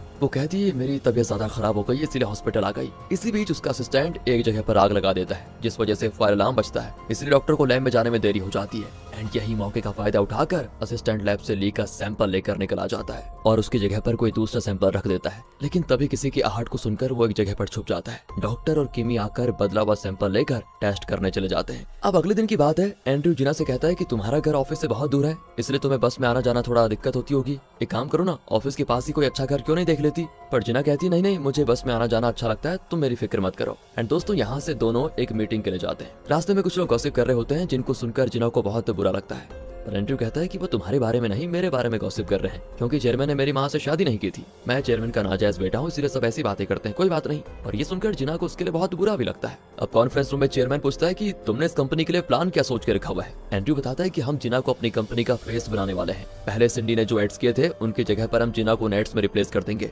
ऐसा करने से हमारी कंपनी पर लोगों का विश्वास होगा और कंपनी पहले वाली उस लेवल पर पहुंच जाएगी। लेकिन दोस्तों आपको पता ही है कि सिंडी इससे भड़क जाएगी, तो वो भड़क जाती कि पापा आप इसकी बकवास मत सुनिए, एड्स तो मैं ही करूंगी। चेयरमैन उसको डांट देता है कि बचपना छोड़ो और एंड्रयू को अपना काम करने दो, वही इस कंपनी को डूबने से बचाने वाला है। अब एंड्रयू और जिना बाहर आ जाते हैं, पर सिंडी वहाँ पर भी एंड्रयू से बहस करने लगती है कि तुम इतना मत उछलो वरना बहुत बुरा होगा। एंड्रयू कहता है कि डोडो ग्रुप का इमेज खराब कर दिया तुम्हारे भाई ने, इसलिए शेयर्स का दाम गिर रहा है समझे, और इमेज को ठीक करने के लिए हमें किसी ऐसे इंसान की जरूरत है जो इस परिवार के सदस्य ना हो, तभी लोगों को हम पर विश्वास होगा, और वो इंसान जीना है, वही इस कंपनी को बचा सकती है। अब और मुझे बहुत काम है, मेरा टाइम वेस्ट मत करो। ये कहकर दोस्तों एंड्रयू चला जाता है। सिंडी अब यहाँ नाथन के असिस्टेंट से पूछती है कि इसका मुकाबला करने वाला कोई हो तो बताओ। वो कहता है कि इसका तो सिर्फ चैंग मुकाबला कर सकता है। दोस्तों चैंग मतलब ली। वो कहती है तो ठीक है उसे बुलाओ, पर असिस्टेंट कहता है मैडम आप खुद ही फोन कीजिए ना। अरे वो मेरा फोन उठाएगा तब ना। तो दूसरी ओर जेजे को जब ब्लड रिपोर्ट मिलता है तो वो बड़ा खुश होता है, क्योंकि उसमें लिखा है कि चैंग का ब्लड ली के ब्लड से मैच नहीं होता। अच्छा हुआ चैंग ली नहीं है। किमी भी कहती है कि चैंग ने हमारी कितनी मदद की है, फिर भी तुम्हें उस पर शक हुआ क्यों? जेजे कहता है कि हाँ गलती हो गई मुझसे, अब से मैं चैंग पर कभी शक नहीं करूंगा। पर दोस्तों आप और हम तो जानते हैं कि चैंग ही ली है और वही सब कुछ कर रहा है। दूसरी ओर चेयरमैन एक होटल से बाहर निकलता है तो नेल वहाँ पर आता है। चेयरमैन पूछता है कि इस होटल में कैसे आना हुआ, कोई मीटिंग थी क्या? नेल कहता है नहीं, मैं तो सिर्फ खाना खाने आया था, अगर तुम्हारा काम हो गया है तो फिर निकलो यहाँ से। चेयरमैन कहता है कि मैं तो निकल जाऊंगा पर तुम सावधान रहना मेरे दोस्त। इस तरह बातों बातों में इनकी तकरार हो जाती है। यहाँ होटल के बाहर ली मोजो से कहता है कि जेजे को मुझ पर शक था, पर मैंने उस शक को भी दूर कर दिया, अब जेजे को मुझ पर पूरा विश्वास है। पर अगर हम यहीं बैठे रहे तो ये कैसे पता चलेगा कि होटल के अंदर क्या हो रहा है? मोजो कहता है फिक्र मत करो, अंदर एक स्पाई है। असल में वो स्पाई दोस्तों रोशी है। वो अपनी स्किल्स की बदौलत विक्टर की गैंग में शामिल हो गई थी। विक्टर यहाँ पर नेल से मिलने आया था, पर दोनों एक साथ बैठ नहीं सकते क्योंकि फिर लोगों को शक होगा कि ये दोनों मिले हुए हैं। तो दोनों बगल वाले कमरे बुक करते हैं और ऊंची आवाज में एक दूसरे से कम्युनिकेट करने लगते हैं। विक्टर पूछता है कि मुझे बचाने का कोई रास्ता बताओ। नेल कहता है कि हमें ऐसी सेटिंग करनी पड़ेगी जिससे लोगों को लगे कि जो आदमी उस जीप को चला रहा था वो शराब के नशे में था, इसी वजह से एक्सीडेंट हुआ और टायर बाद में फट गया, और उसके बाद तुम्हें अपनी फैक्ट्री में बने सारे टायर्स को डिस्पोज करना होगा। अगर टायर्स किसी के हाथ लगे तो बड़ी मुसीबत हो जाएगी। विक्टर कहता है हाँ मैं ऐसा ही करूंगा। वैसे डोडो ग्रुप के चेयरमैन ने मेरे लिए बहुत कुछ करने का वादा किया था, पर उसने मुझे ही धोखा दे दिया। उससे बदला लेने के लिए तुम जो कहोगे मैं वो करूंगा, और उस काम के लिए तुम्हें एक्स्ट्रा रकम भी दूंगा। लेकिन दोस्तों रोशन की सारी बातें मोजो को बता देती है। दूसरी ओर विक्टर की फैक्ट्री को दिखाते हैं जहाँ वो टायर्स को डिस्पोज करने की कोशिश में लगे होते हैं। ये सब कुछ ली और रोशी दूर से देख रहे होते हैं। ढेर सारे टायर्स को कुछ ट्रक्स में एक जगह पर ले जाया जाता है जहाँ इनको डिस्पोज कर दिया जाएगा। तो मोजो उस जगह पे गार्ड के भेस में होता है और कहता है ठीक है सारे टायर्स उतार दो, इन्हें हम डिस्पोज कर देंगे। अगले दिन की बात है, चेयरमैन टायर्स को चेक करने आता है। रोशी बताती है कि नॉर्मल टायर्स कम से कम 1 टन का वजन उठा लेते हैं, लेकिन इन टायर्स की क्वालिटी को देखकर लगता है कि 500 किलो का वजन भी इन्हें डैमेज कर सकता है। बहुत ही लो क्वालिटी का मटेरियल यूज किया गया है इसमें। ये कहकर वो इस जांच की रिपोर्ट भी बनाकर देती है। चेयरमैन उस रिपोर्ट को एंड्रयू के हवाले करते हुए कहता है तुम ये रिपोर्ट प्रेस को दे दो, और जब ये खबर छपेगी तो ना सिर्फ विक्टर फंसेगा बल्कि नेल और जेजे भी बुरी तरह फंस जाएंगे। एंड्रयू पूछता है कि आप खुद ये प्रेस को क्यों नहीं दे देते? चेयरमैन कहता है कि जेजे ने तुम्हें अपने फायदे के लिए यूज किया है और अब उससे बदला लेने की तुम्हारी बारी है, इसलिए ये काम तुम ही करो। दोस्तों यहाँ पर एंड्रयू तो ना भी नहीं कर सकता, क्योंकि फिर चेयरमैन को शक होगा कि ये अभी भी जेजे को ही सपोर्ट करता है। ये सोचकर एंड्रयू रिपोर्ट को ले लेता है। दूसरी ओर नेल एक प्राइवेट होटल में अपोजिशन के एमएलए को बुलाकर उन्हें ट्रीट दे रहा होता है, और तब विक्टर वहाँ पर आता है और सभी चौंक कर नेल से पूछते हैं कि इसे यहाँ पर क्यों बुलाया आपने? नेल बताता है कि ये मेरा करीबी दोस्त है, टायर ब्लास्ट केस में ये फंसा हुआ है और कल उस केस की सुनवाई है, और मैं चाहता हूँ कि आप सब उसमें विक्टर के पक्ष में ही गवाही दें। इतने में वहाँ पर ली आ जाता है और उसके साथ कुछ लड़कियां भी होती है जो इन्हें एंटरटेन करने के लिए आई है। फिर ली उन्हें चेक करता है कि कहीं उनके पास कोई वेपन से कैमरा तो नहीं। चेक करके वो कहता है कि सर सब क्लियर है। एंड दोस्तों ये कहकर वो उस स्कैन डिवाइस को एक स्टैंड पर रख देता है। इसकी हरकत से हमें साफ पता चलता है कि उस डिवाइस में जरूर कोई कैम है जो सब कुछ रिकॉर्ड कर रहा है। फिर क्या था, सब एक शराब में मस्त हो जाते हैं और लड़कियों के साथ एंजॉय। नेल नशे में कहता है कि लोग एकदम बेवकूफ हैं जो ये समझ रहे हैं कि मेरा विक्टर के साथ कोई वास्ता नहीं है, पर सच तो ये है कि हमारे बीच कई डीलिंग्स है, ये यार है मेरा। मैं इसीलिए आपका इतना एंटरटेनमेंट करवा रहा हूँ ताकि कल आप लोग कोर्ट में ये कह दें कि उस जीप का ड्राइवर नशे में गाड़ी चला रहा था और इसी वजह से एक्सीडेंट हो गया। दोस्तों वो ये सारी बातें बोल तो रहा था, पर वो नहीं जानता कि उसकी सारी बातें वीडियो के साथ रिकॉर्ड हो रही है। मोजो, ली और रोशी बड़े खुश होते हैं कि ये एविडेंस काफी है विक्टर और नेल को कोर्ट में सजा दिलवाने के लिए। लेकिन उससे पहले दोस्तों एंड्रयू को वो रिपोर्ट प्रेस में देना होगा, पर एंड्रयू अब दुविधा में फंस जाता है कि अगर वो ये रिपोर्ट प्रेस को देगा तो जेजे का उस पर से विश्वास उठ जाएगा। दूसरी ओर जेजे के बॉडीगार्ड को दिखाते हैं जिसे पेनी ने बांध कर रखा हुआ है। अचानक उसे दौरा पड़ जाता है और पेनी का एक आदमी उसको देखने जाता है, पर अचानक वो बॉडीगार्ड उठकर उसे पकड़कर पीट देता है। पैनी के असिस्टेंट की समझ में नहीं आता कि वो क्या करे। वो अपने आदमी से कहता है कि उसे मत छोड़ो, पर वो उनको मार कर बच निकलता है। दोस्तों चलिए, अगले दिन होती है हियरिंग, जिसमें मिलिट्री के बड़े बड़े ऑफिसर्स आए होते हैं, प्रेस के लोग और नेल के अपोजिशन के लोग भी आए होते हैं। नेल बोलना शुरू करता है कि देश की सुरक्षा के लिए मिलिट्री को सुरक्षित रखना बहुत जरूरी है, लेकिन हाल ही में ऐसी अफवाहें फैल रही हैं कि विक्टर लो क्वालिटी के प्रोडक्ट्स बना रहा है जिसे मिलिट्री यूज करती है। उसके बारे में इन्वेस्टिगेशन हुई है। दूसरी ओर दिखाते हैं दोस्तों, एंड्रयू एक प्रेस रिलीज में उस रिपोर्ट को सामने रखता है कि हमने विक्टर की कंपनी के बनाए हुए टायर्स को इंस्पेक्ट किया था, जिसमें पता चला है कि टायर्स की क्वालिटी बहुत ही खराब है। इसी वजह से आर्मी चीफ का एक्सीडेंट हुआ था और एक सोल्जर भी मारा गया। इतना ही नहीं, वो कल रात रिकॉर्ड की भी उस वीडियो को भी दोस्तों वहाँ रिलीज कर देता है। एंड यहाँ हियरिंग के बीच में कई लोगों के मोबाइल्स पर वो वीडियो भी भेज दी जा चुकी थी। यही नहीं, नेल जिस स्क्रीन पर अपना प्रेजेंटेशन दे रहा था उस पर वो वीडियो प्ले होने लग जाता है, जिसमें नेल ने कहा था कि मेरी और विक्टर की पुरानी यारी है और कल हियरिंग में आपको झूठ बोलना है कि टायर्स की क्वालिटी में कोई कमी नहीं थी, बल्कि ड्राइवर ने नशे में एक्सीडेंट करवाया था और बदले में मैं तुम सबको बहुत बड़ी रकम दूंगा। दोस्तों शराब के नशे में लोगों ने और जो भी किया होता है उसका भी खुलेआम वहाँ पर प्रदर्शन होता है। नेल तो कैमरे से मुंह छुपाकर वहाँ से भाग जाता है। तब ली को पता चलता है कि जेजे का बॉडीगार्ड भाग गया है। वो तुरंत हॉस्पिटल की ओर भागता है जहाँ जेजे है, क्योंकि ली जानता है कि बॉडीगार्ड सबसे पहले जेजे से मिलने जाएगा और ली के बारे में सब कुछ बता देगा। दोस्तों हॉस्पिटल में जेजे टीवी पर देख रहा होता है कि एंड्रयू प्रेस मीट में कह रहा है कि विक्टर लो क्वालिटी के टायर्स बना रहा है और नेल का साथ दे रहा है डोडो ग्रुप का एक्स डायरेक्टर जेजे। ये सब कुछ देखकर जेजे हो जाता है शॉक। मौका पाकर ली उसको और भड़काने की कोशिश करता है कि देखा सर देखा, मुझे तो पहले से पता था कि एंड्रयू ही वो जासूस है जो आपकी सारी बातें चेयरमैन को बता रहा था। इस पर जेजे अपने बारे में सोच सोचकर पागलों की तरह जोर से हंसने लग जाता है। पिछले पार्ट के एंड में हमने देखा कि एंड्रयू ने प्रेस को बता दिया था कि विक्टर की फैक्ट्री में बने टायर्स की क्वालिटी कितनी खराब थी, जिस वजह से आर्मी को नुकसान हुआ और एक सोल्जर भी मारा गया। यही नहीं, नेल भी इसमें विक्टर का साझेदार है और इन दोनों को जेजे सपोर्ट कर रहा है। दोस्तों ये सारी चीज टीवी पर देखकर जेजे तो पागलों की तरह हंसने लग जाता है। एंड इस पार्ट की शुरुआत में दिखाते हैं कि जेजे अचानक सर पकड़कर बैठ जाता है कि नहीं नहीं नहीं, मैंने कुछ नहीं किया, मेरी कोई गलती नहीं थी। ली चौंक जाता है और डॉक्टर को बुला लेता है दोस्तों तुरंत। एंड फिर वो रियलाइज करते हैं कि खबर सुनकर जेजे हो चुका है पागल। दूसरी ओर एंड्रयू को प्रेस वाले बहुत अप्रिशिएट करते हैं कि उसने पब्लिक को सच बता दिया। वो पूछते हैं कि लोग जो बातें कर रहे हैं कि आप डोडो ग्रुप के चेयरमैन के बेटे हैं, क्या ये बात सच है? तब चेयरमैन भी वहाँ पर आ जाता है और सबके सामने एंड्रयू की तारीफ करता है कि आज तुमने प्रूव कर दिया कि तुम सच में डोडो ग्रुप को चलाने के लायक हो। अरे ये सब आपकी दुआ है, आप ना होते तो मैं कुछ भी नहीं कर पाता पापा। इस तरह दोस्तों पब्लिक में पहली बार वो चेयरमैन को पापा कहता है। एंड इस तरह प्रेस और पब्लिक ये कंफर्म कर लेती है कि एंड्रयू है चेयरमैन का बेटा। तो टीवी पर ये खबर देखकर पता है ना आपको कौन गुस्सा होने वाली है? चेयरमैन की वाइफ। और वो गुस्से में सिंडी पर अपना वाइन फेंक देती है। वो भी अपनी माँ को डांट देती है कि माँ पापा का गुस्सा मुझ पर क्यों उतार रही है। ये तो छोड़िए दोस्तों, सोचिए जेल में बैठे नाथन की क्या हालत हुई होगी। वो गुस्से में जेल का टीवी तोड़ देता है। अब दूसरी ओर किमी जेजे को देखने हॉस्पिटल आती है, जहाँ ली उसको वार्न करता है कि सुनो सर की दिमागी हालत ठीक नहीं है, वो वायलेंट हो रहे हैं, आप जरा संभल कर उनसे मिलिएगा। तो किमी कमरे में जाती है तो जेजे उसी पर अटैक करने की कोशिश करता है, लेकिन वो जेजे को शांत करवाते हुए कहती है कि डरो मत, मैं हूँ, तुम ठीक हो जाओगे। तब जाकर वो थोड़ा शांत होता है। लेकिन जब किमी उसके पास जाती है तो वो उसका गला दबाने लग जाता है और चिल्लाता है कि तुम मुझे धोखा देना चाहती थी ना, मैं तुम्हें छोड़ूंगा नहीं। फिर क्या था दोस्तों, सभी जेजे को पकड़ लेते हैं और उसे बेहोश कर दिया जाता है। उसका ब्रेन स्कैन किया जाता है और रिपोर्ट को देखकर डॉक्टर बताता है वैसे ब्रेन तो ठीक है, लेकिन जेजे को गहरा सदमा पहुंचा है जिसको वो सह नहीं पाया और इसीलिए वो इस तरह बिहेव कर रहा है। कोई दिक्कत नहीं है, उसको ठीक होने में कुछ महीने या कुछ साल भी लग सकते हैं वैसे,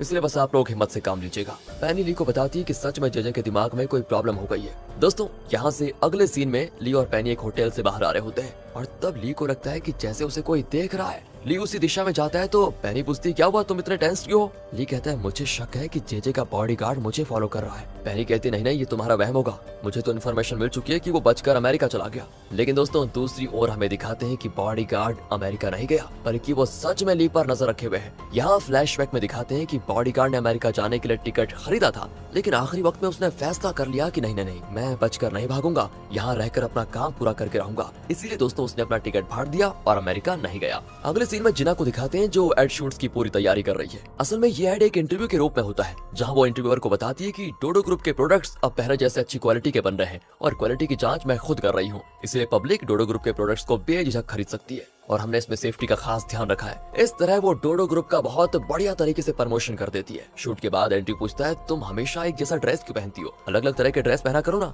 वो कहती, मेरी कोई कपड़ों की दुकान नहीं है समझे, जो है वही तो पहनूंगी। ये सुनकर तो एंड्रयू उसको एक ड्रेस शॉप में लेकर जाकर उसके लिए ढेर सारे ड्रेसेस और शूज खरीद देता है। जिना चौंक जाती है कि मेरे लिए तुम ये सब कुछ क्यों कर रहे हो। वो कहता है, तुम्हारे लिए नहीं, डोडो ग्रुप के लिए कर रहा हूँ। आखिर डोडो ग्रुप की भी तो एक इमेज है और वो फिलहाल तो तुम हो। शॉपिंग के बाद वो सारी चीजें भी जिना से उठवाता है कि अपना सामान खुद ले जाओ। जिना दोस्तों ड्रेसेस में अपना शूट करती है और एंड्रयू उसको बस निहार रहा होता है। शायद उसको जिना से प्यार हो गया है। कोई बात नहीं, यहाँ से दिखाते हैं कि चेयरमैन अपने बेटे से मिलने जाता है। चेयरमैन को देखते वो कहता है, लगता है आप गलती से मुझे देखने आ गए, मैं चलता हूँ। कहकर वो वापस जाने लगता है, लेकिन चेयरमैन कहता है, मैं तुमसे मिलने आया हूँ। मुझे पता है तुम मुझसे गुस्सा हो, इसलिए तुम मुझसे जो कहना चाहते हो वो कह डालो। एंड इस पर दोस्तों नाथन बहुत इमोशनल होकर कहता है कि मुझे माफ कर दीजिए पापा, मुझ में इतनी हिम्मत नहीं है कि मैं आपका मुंह देखकर बात कर पाऊँ। मैंने अगर इलीगल बिजनेस करके काला धन कमाया तो सिर्फ आपकी वजह से पापा, सिर्फ आपकी वजह से, क्योंकि मुझे आपसे बहुत डर लगता था, सच बताऊं तो। और मैं तो कुछ भी करके बस आपका विश्वास जीतना चाहता था, आपको यकीन दिलाना चाहता था कि मैं भी खुद की कोशिश से कुछ कर सकता हूँ। मुझे डर था कि कहीं आप मुझे निकम्मा और नाकाबिल न समझ बैठे। मैं चाहता था कि आप मुझे अपना बेटा कहने में प्राउड फील करें,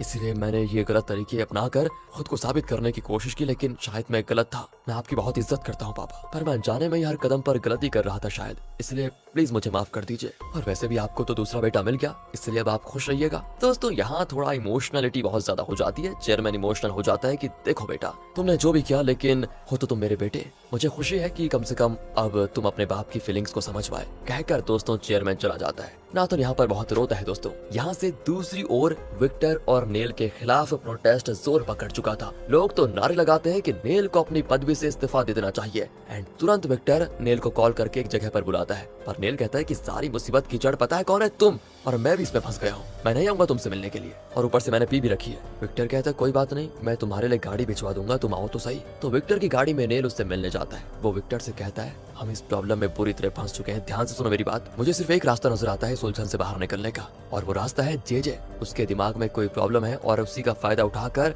मैं लोगों को ये विश्वास दिला सकता हूँ कि मेरे और तुम्हारे बीच कोई कनेक्शन नहीं है। तो इसी फैसले के साथ नेल अगले ही दिन प्रेस को बता देता है कि मेरे दामाद जेजे की वजह से मेरा नाम इस स्कैंडल में फंसा हुआ है। ये सब जेजे ने किया और उसे बचाने के लिए मुझे इस मामले में थोड़ा दखल देना पड़ा, पर मुझे अपनी गलती का एहसास हो चुका है और इसीलिए मैं अपनी पदवी से इस्तीफा देता हूँ। कहकर वो अपना बैज उतार देता है। दोस्तों ये सारी चीज होते हुए जेजे चुपचाप टीवी पर देख रहा होता है। किमी बहुत परेशान हो जाती है कि सब कुछ खत्म हो गया, पर तुम वापस अपने होश में कब आओगे। ली और पैनी दूर से ये सब कुछ देख रहे होते हैं। एंड दूसरी ओर एंड्रयू डोडो ग्रुप की तरक्की के लिए दिन रात काम करने लगता है। स्ट्रेस की वजह से उसकी नाक से खून निकलने लगता है। जिना घबराकर उसको डांटती है कि बिना आराम किए दिन रात कब तक लगे रहोगे। वो भी कह देता है कि तुम्हें इससे क्या है, तुम घर क्यों नहीं गई अब तक। ये मेरा आखिरी चांस है पापा को ये प्रूव करके दिखाने का कि उन्होंने मुझ पर विश्वास करके जरा भी गलती नहीं की है, और अब मेरा मुंह मत ताको, तुम घर जाओ। जिना भी बाहर आ जाती है दोस्तों। तब ली कॉल करता है। असल में वो जिना को देखकर ही कॉल कर रहा था। वो पूछता है कि काम खत्म हुआ या फिर नहीं। तब वो कहती है कि रेगुलर काम तो पूरा हुआ, पर थोड़ा एक्स्ट्रा काम बचे हुए हैं, इसलिए हम कल मिलेंगे। एंड कहकर वो कॉल काट देती है। वो तो पूछती नहीं कि ली बोलने क्या वाला था। वो वापस आकर एंड्रयू को कहती है कि मैं भी तुम्हारी मदद करूंगी कंपनी की तरक्की के लिए, और हाँ, इस तरह आप काम करेंगे तो सेहत खराब हो जाएगी सर आपकी। कहकर वो सर शब्द पर दोस्तों थोड़ा जोर डालती है। फिर वो एंड्रयू को चाय बना कर देती है। एंड्रयू ये सब कुछ देखकर बढ़िया तरीके से स्माइल करता है कि चलो किसी को तो मेरी फिक्र है। जिना अपना काम करके एंड्रयू के ऑफिस में जाती है तो वो सोया होता है। वो उस पर कोट ओढ़कर बड़बड़ाती है कि घर जाओ सर, बहुत देर हो चुकी है। फिर वो बाहर आती है तो ली को देखकर कहती है, अरे चैंग, तुम यहाँ कब से खड़े हो। दोस्तों पता है ना, ली और चैंग एक इंसान है। अच्छा, जैसे कि तुम जानती नहीं, मैं तब से पता है यहीं पर खड़ा हूँ। खैर, काम पूरा हो गया क्या तुम्हारा। जिना कहती है, हाँ बस हो ही गया। असल में एंड्रयू कुछ ज्यादा ही काम कर रहा है, इसलिए मैं उसकी मदद कर रही हूँ बस। चलते चलते दोस्तों ली धीरे से जिना का हाथ पकड़ता है, पर वो इनकार नहीं करती, क्योंकि उसे भी ली का ऐसा करना अच्छा लगता है। और शायद आपने भी गैस कर लिया होगा कि एंड्रयू दूर से ये सारी चीजें देख रहा है। बिल्कुल सही जवाब आपका। वो सच में इनको हाथ पकड़कर चलते हुए देख रहा होता है। दोस्तों अगले सीन में ली जेजे के लिए एक केयर टेकर को लेकर आता है। उसकी केयर करने के लिए नहीं, बल्कि हर वक्त जेजे पर नजर रखने के लिए। ली को शक है कि जेजे पागल नहीं, सिर्फ पागल होने की एक्टिंग कर रहा है। पर दोस्तों किमी ये बात नहीं जानती और वो कहती है कि तुम हमारी मदद कर रहे हो, थैंक यू चैंग। और दोस्तों उसके बाद जेजे किमी को अकेले में बताता है कि तुम एक काम करो, तुरंत उस केयर टेकर को निकाल दो। ये सब कुछ उस चैंग का ड्रामा है। वो हमको मिटा देना चाहता है। पर किमी कहती है अरे वो लड़का बहुत ही अच्छा है, हमारे बारे में देखो कितना सोचता है। जेजे कहता है खाक सोचता है, बेवकूफ मत बनो, तुम्हें क्या लगता है मैं पागल हूँ? नहीं, मैं पागल होने की एक्टिंग कर रहा हूँ। एंड ये ट्विस्ट खोलने के बाद फ्लैशबैक में दिखाते हैं कि बॉडीगार्ड जब पेनी के चंगुल से बचकर भागा था तो उसने एक पब्लिक बूथ से जेजे को कॉल करके कहा मुझे किसी ने किडनैप कर लिया था और मुझे यकीन है कि जरूर कोई आपका नजदीकी आदमी है जिसने ये सब कुछ किया। मुझे तो चैंग पर शक है, इसलिए काम करिए, आप उस पर भरोसा मत कीजिए। फिलहाल फोन पर तो मैं ज्यादा बात नहीं कर सकता, आपसे मिलूंगा तो सब बताऊंगा। फिर वो जेजे से मिलने भी आता है और बताता है मुझे जहाँ रखा गया था वहाँ सब चाइनीज लैंग्वेज बोल रहे थे, क्या हमारे नजदीकी सर्कल में कोई है जो चाइनीज भाषा जानता है? तब जेजे को पेनी की याद आती है जो कि चाइनीज जानती है। ओह माय गॉड, तो क्या सब कुछ वही सब कुछ कर रही है? लेकिन वो छोड़िए, चैंग को मुझसे क्या दुश्मनी हो सकती है? एक बार फिर जेजे को शक होता है कि शायद वो ब्लड सैंपल बदला गया था और शायद चैंग ही ली है। वो बॉडीगार्ड से कहता है कि तुम सूडो हॉस्पिटल जाओ जहां असली ली का ब्लड सैंपल रखा गया है, तुम उसको निकालो और टेस्ट करवाओ। अगर उसमें M2 एंटीबॉडीज नहीं निकले जो कि ली के खून में थे तो इसका मतलब होगा कि ओरिजिनल ब्लड सैंपल को भी बदला गया है एंड उससे ये पता चल जाएगा कि चैंग ही ली है। तो दोस्तों अब प्रेजेंट में जेजे किमी को बता रहा होता है कि मुझे तो लगता है चैंग ही ली है और वो अपने पेरेंट्स की मौत का बदला लेने के लिए आया है, वो हमको मिटा कर रहेगा फिर तो। इतने में दोस्तों बॉडीगार्ड चैंग का ब्लड रिपोर्ट लेकर आ जाता है। उसमें लिखा होता है कि ली के ब्लड में M2 एंटीबॉडीज नहीं है जो कि असल में ली की बॉडी में थे और अब ये साबित हो जाता है कि चैंग कोई और नहीं बल्कि ली है जो मरा नहीं था। ये जानकर किमी चौंक जाती है। बॉडीगार्ड कहता है कि अब मैं ली को खत्म कर दूंगा। और जेजे कहता है उसे कुछ मत करना क्योंकि उसके पास मेरे $50 मिलियन है और जब तक मैं उसे वापस नहीं छीन लेता उसे कुछ मत करना। उसने जो मुझे बहुत घुमाया है अब मेरी बारी है उसे घुमाने की। कहकर दोस्तों जेजे अपना पहला प्लान बताता है और केयरटेकर से करता है इसकी शुरुआत। वो बहुत ज्यादा वायलेंट हो जाता है और जानबूझकर केयरटेकर पर हमला करता है। वो औरत घबराकर ली के पास भागी चली आती है कि मुझे ये काम नहीं चाहिए, वो आदमी बहुत ज्यादा पागल हो चुका है, ये रहे तुम्हारे पैसे और मुझे तो अपनी जान प्यारी है। कहकर दोस्तों वो भाग जाती है। अब ली को लगभग विश्वास हो ही जाता है कि सच में जेजे का पागलपन हद पार कर चुका है। हॉस्पिटल में भी जेजे को अलग रखा जाता है, इसलिए वो कभी कभी छुप कर हॉस्पिटल से बाहर चला जाता है और वहाँ वो एंड्रयू से मिलता है और कहता है तुमने अपने पापा को इम्प्रेस करने के लिए मेरी पोल खोल दी। खैर मुझे इस बात का गुस्सा नहीं है पर तुम्हें मेरी मदद करनी पड़ेगी, अब सुन लो। एंड्रयू कहता है नहीं करूंगा, क्या कर लोगे तुम मेरा? है अब पापा मुझ पर विश्वास करने लगे हैं इसलिए मुझे तुम्हारी मदद की जरूरत है ही नहीं, मैं अपनी मेहनत से डोडो ग्रुप का ओनर बन जाऊंगा।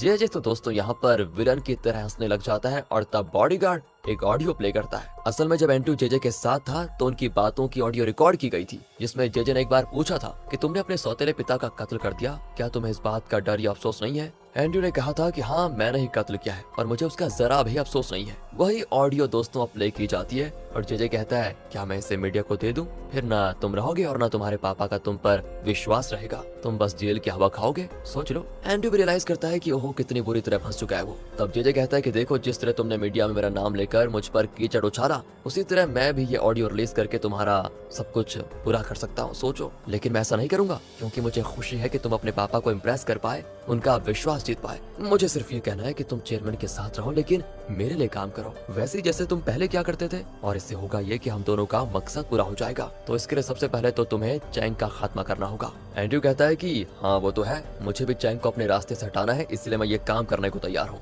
दूसरी ओर दोस्तों चेयरमैन की वाइफ ली से कहती है तुम वापस डोडो ग्रुप ज्वाइन कर लो, मुझे तुम्हारी मदद की जरूरत है। तुम एक काम करो, यहाँ ज्वाइन करके उस एंड्रयू को कैसे भी करके कंपनी से बाहर कर दो, उसने हम सबको परेशान करके रखा हुआ है। तुम चाहो तो तुम मेरी बेटी की भी मदद ले लो, कंपनी में उसका भी एक बड़ा शेयर है। ली भी इस बारे में सोचकर बताने का वादा करता है। वो पैनी को बताता है कि अब मेरे पास डोडो ग्रुप ज्वाइन करने के अलावा और कोई रास्ता नहीं बचा, तभी मैं जेजे के करीब जा पाऊंगा और उसे खत्म कर पाऊंगा। दूसरी ओर बॉडीगार्ड और एंड्रयू मिलकर ली के खिलाफ एक मस्त प्लान बनाते हैं। बॉडीगार्ड बताता है कि पैनी ली की मदद कर रही है और पैनी का एक बॉस है जिसके बारे में हमें पता लगाना होगा, तब जाकर हमें पता चलेगा कि वो ली की मदद आखिर कर क्यों रही है। तो दोस्तों वो पैनी के घर में कैमरा सेट करने का प्लान बनाते हैं। बॉडीगार्ड पैनी के घर के लॉक को एक हैकिंग की मदद से खोल देता है और घर के अंदर कर देता है कैमरा सेट। दूसरी ओर एंड्रयू का असिस्टेंट पैनी की आर्ट गैलरी में कई सारे कैमरा सेट कर देता है। अब एंड्रयू घर पर बैठे बैठे जान सकता है कि ली और पैनी के बीच क्या क्या बातें होती है, वो क्या क्या करते हैं और आर्ट गैलरी में चल क्या रहा है। यहाँ चेयरमैन को दिखाते हैं जो सिंडी से कहता है बेटी तुम भी कोई ढंग का काम क्यों नहीं कर लेती कंपनी में, मैंने तुम्हारे लिए एक असिस्टेंट को बुलाया है। पर वो अपने पापा की बात सुनने के बजाय मोबाइल पर ली को मैसेज करने में मशरूफ होती है, लेकिन टाइप कर करके डिलीट भी कर देती है, पता नहीं क्यों,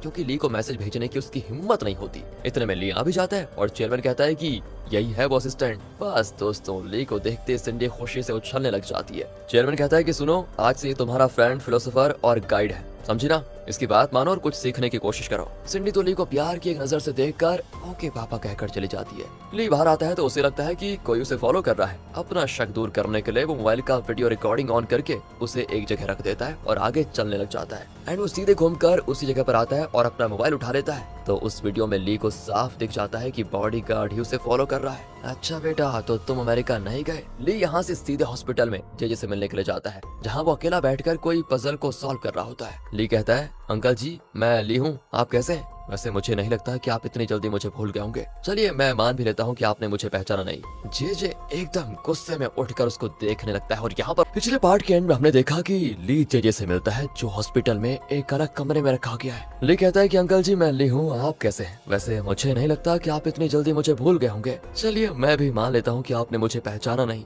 ये सुनकर दोस्तों जेजे एकदम गुस्से में उठकर उसको देखने लगता है। तो इस पार्ट की शुरुआत में जेजे अचानक हंसने लगता है और ली को पजल दिखाकर एक बच्चे की तरह कहता है, ये देखो मैं इसे सॉल्व कर दिया। पर ली कहता है कि देखो तुम पागल हो या नहीं इसकी मुझे कोई परवाह नहीं है। मैंने तो तुम्हें तड़पा तड़पा कर मारने की शपथ ली है और उसे मैं किसी भी हाल में पूरा करके रहूंगा। इतने में दोस्तों जेजे उसका गला पकड़ लेता है और तभी डॉक्टर और नर्सेस आ जाते हैं और जेजे को इंजेक्शन लगाकर बेहोश कर देते हैं। लेकिन बेहोश होने से पहले वो ली से कहता है कि अब तुम मेरा असली खेल देखोगे और इस बार तुम बचोगे नहीं, तुम्हारी जान लेकर ही रहूंगा मैं। तो अगले सीन में जेजे बॉडीगार्ड को बताता है कि ली ने मुझे सब बता दिया है और अब वो डायरेक्टली मेरे साथ मुकाबला करने का फैसला कर चुका है। लेकिन मैं पागल होने की एक्टिंग को जारी रखूंगा और उसी के जरिए ली को खत्म करूंगा। देखना तुम, बस तुम ये पता लगाओ कि जिना जो कभी ली के लिए काम करती थी वो कहाँ पर है। वो जरूर ली के आसपास ही होगी और हाँ उसका एक मेंटली चैलेंज्ड भाई भी है। अगर तुमने उसका पता लगा लिया तो जिना को भी हम आसानी से पकड़ लेंगे क्योंकि ली के साथ मैं उसका भी खात्मा कर दूंगा। दोस्तों अब ली और पैनी घर पर बैठे होते हैं। ली कहता है कि मैंने अपनी असलियत जेजे को बता दी है लेकिन अभी भी वो पागल होने का बर्ताव कर रहा है और मुझे शक है कि वो एक्टिंग कर रहा है। पर दोस्तों घर में छुपाए हुए कैमरे के जरिए एंड्रयू ये सारी चीजें देख और सुन रहा होता है। इतने में पैनी का असिस्टेंट आकर कहता है कि आगे से देखिए हम तुम्हारी मदद नहीं कर पाएंगे। पैनी उसको चुप कराने की कोशिश करती है लेकिन वो कहता है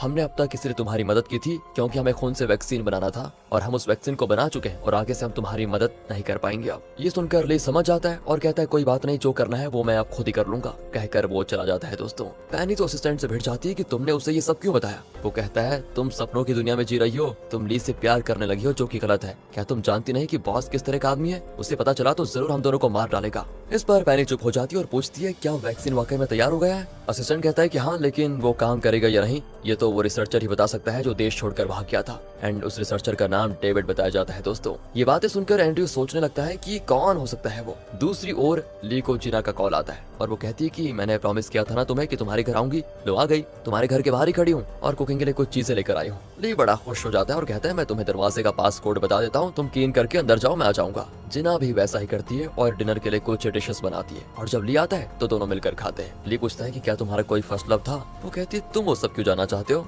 अरे बस यूं ही पूछ रहा था, बताओगे तो बढ़िया रहेगा। वैसे जिना कहता है कि हाँ है मेरा एक फर्स्ट लव। जब मैं हाई स्कूल में थी ना तब उससे मेरी मुलाकात हुई थी, पर वो लड़का बहुत ही अमीर था और शायद उसी की वजह से उसका एटीट्यूड एकदम खराब था, पर न जाने क्यों मुझे वो बहुत ही पसंद था। दोस्तों ये बातें कहते कहते जीना उन दिनों की यादों में खो जाती है। ली का चेहरा तो देखिए जरा कितना शर्मा रहा है क्योंकि जिना इसी की तो बात कर रही है। मन में उसके लड्डू फूटने लगते हैं और पूछता है क्या तुम अब भी उसे मिस करती हो? वैसे वो रहता कहाँ है अब? जिना कहते हैं अरे छोड़ो ना उन बातों को और कोई बात करते हैं। इसी बीच एंड्रयू अपने ऑफिस आकर सीक्रेट कैमरा से देखता है कि ली के घर में जिना बैठी हुई है। वो टेंशन में हो जाता है और तुरंत जिना को कॉल करके कहता है कि कहाँ हो तुम? वो कहती है मैं अपने फ्रेंड के घर पर हूँ। तो वो कहता है कि अच्छा ऑफिस में कितना काम पड़ा हुआ है और तुम आराम से फ्रेंड के घर जाकर गप्पे लड़ा रही हो क्या? जल्दी ऑफिस आ जाओ, इमरजेंसी है। जिना भी ली को बताकर सीधे ऑफिस जाती है जहाँ एंड्रयू बहुत बिजी होने की परफॉर्मेंस दे रहा होता है और कहता है ये कल की शूट के लिए स्क्रिप्ट है, घर जाकर तैयार करो इसको अच्छे से और हाँ सीधे घर जाना और कहीं मत जाना।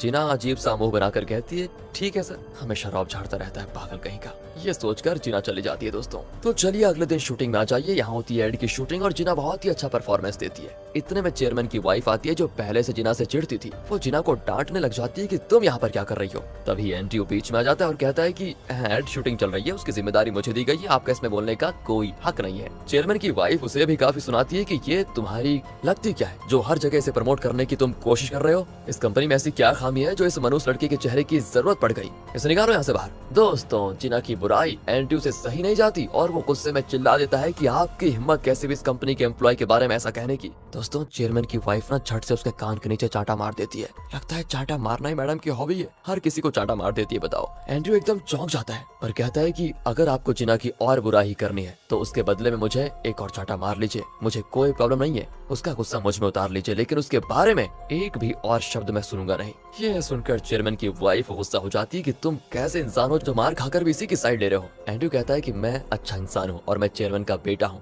इस पर वो फिर चांटा मारने के लिए हाथ उठा दिए, पर इस बार जिना उसका हाथ पकड़ लेती है और कहती है आपको मुझसे प्रॉब्लम है ना, तो प्लीज आप मुझे मारिए। चेयरमैन की वाइफ को समझ में नहीं आता कि अब वो क्या करे और वो चली जाती है। तब एंड्रयू जिना से कहता है कि देखो, मेरा मूड खराब कर दिया इस चेयरमैन की वाइफ ने, पर तुम प्लीज ये एड शूट करके खत्म करो। कहकर वो चला जाता है। अगले सीन में दोस्तों डोडो ग्रुप में एक मीटिंग होती है जिसमें चेयरमैन कहता है कि एक वैक्सीन का पता चला है और मेरा ख्याल है कि अगर हम उसका प्रोडक्शन शुरू करें तो हमारा बिजनेस और बड़ा हो सकता है। तब मोजो बताता है कि हाँ, उस वैक्सीन को डेविड नाम के एक साइंटिस्ट ने बनाया था और उसका फिलहाल हमें कुछ पता नहीं चला है। अगर हमने उसका पता लगा लिया और उसके साथ डील साइन कर ली तो हम लगभग 100 बिलियन तक कमा सकते हैं। चेयरमैन पूछता है कि डेविड का पता लगाने और उसे हमारे साथ एग्रीमेंट साइन करने का काम कौन करने वाला है। इस पर एंड्रयू और सिंडी दोनों हाथ उठाते हैं। चेयरमैन एंड्रयू से कहता है कि तुम पहले से डोडो ग्रुप के विकास में बिजी हो, इसलिए ये प्रोजेक्ट मैं सिंडी को देने वाला हूँ और चैंग, तुम सिंडी को गाइड करोगे ताकि वो इस प्रोजेक्ट में कोई गलती न कर बैठे। दोस्तों, डेविड वही साइंटिस्ट है जिसके बारे में पेनी और उसका असिस्टेंट बात कर रहे थे कि वो कहीं बचकर भाग गया है। याद है ना आपको? असल में डेविड ने उस वैक्सीन को बनाया था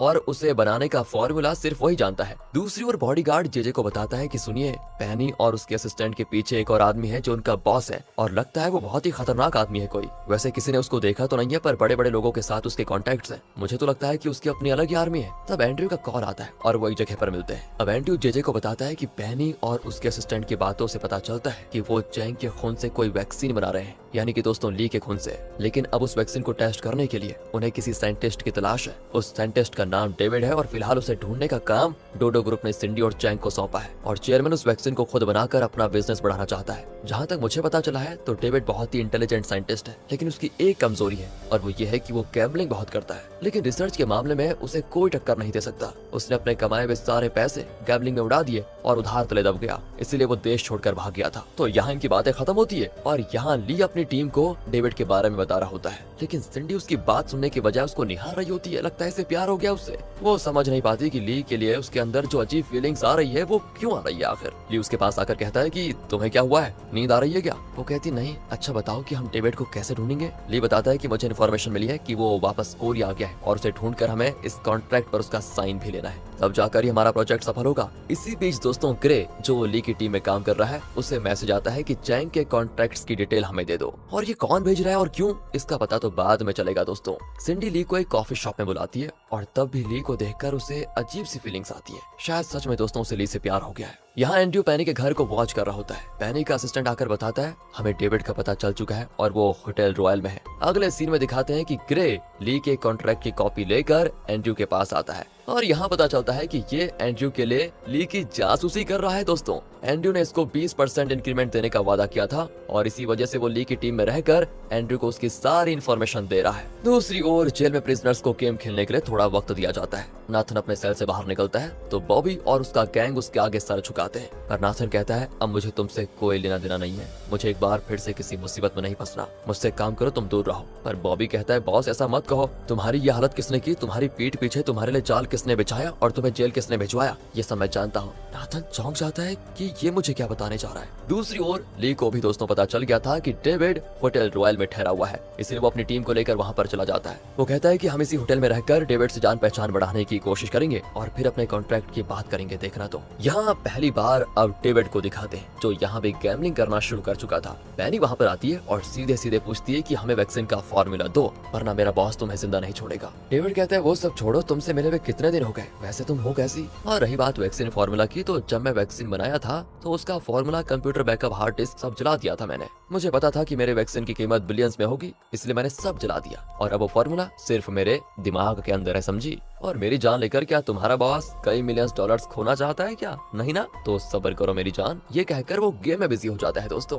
पेनी अब ली से मिलती है और बताती है अगर मुझे वैक्सीन का फॉर्मूला नहीं मिला तो मेरा बॉस ना मुझे मार डालेगा। ली कहता है कि मैं भी टोडो ग्रुप की तरफ से उसी फॉर्मूले के लिए यहाँ पर आया हूँ और अगर मुझे भी मिल गया तो मैं तुम्हें जरूर बताऊंगा, तुम टेंशन मत लो। आखिर तुमने मेरी जान जो बचाई है और मुझे नई जिंदगी जो दी है। इसी बीच वो बॉडीगार्ड छुपकर दोस्तों इनकी फोटो ले लेता है। क्लिक, ये आवाज सुनकर ली को शक होता है और वो उसी आवाज की दिशा में देखता है, लेकिन तब बॉडीगार्ड छुप जाता है। दूसरी ओर ली की टीम डेविड को वॉच कर रही होती है, जो कि म्यूजिक नोट्स को देखकर मस्त पियानो बजा रहा होता है। सिंडी उसे अपनी ओर आकर्षित करने की कोशिश करती है और पास जाकर कहती है मैं टोडो ग्रुप से आई हूँ, आप मेरा कॉन्ट्रैक्ट पढ़कर देखेंगे तो जरूर साइन कर देंगे उस पर। इतने में एंड्रयू भी वहाँ पर आ जाता है और डेविड के आगे अपना एक कॉन्ट्रैक्ट रख देता है। डेविड पूछता है तुम कौन हो? वो कहता है कि मैं टोडो ग्रुप से आया हूँ। टोडो कहता है कि वाह, एक ही कंपनी से 2 कॉन्ट्रैक्ट्स, कोई कंपटीशन चल रहा है क्या तुम्हारे बीच में? खैर दोनों कॉन्ट्रैक्ट्स दे तो मुझे, मैं पढ़कर फिर साइन कर लूंगा। संडे यहाँ चिढ़ जाती है कि एंड्रयू ने उसका अच्छा खासा मौका छीन लिया। दूसरी ओर दोस्तों बॉबी नाथन को बता देता है कि तुम्हें यहाँ पर फंसाने का काम जेजे ने किया है, वही हर कदम पर तुम्हें फंसाने की कोशिश कर रहा था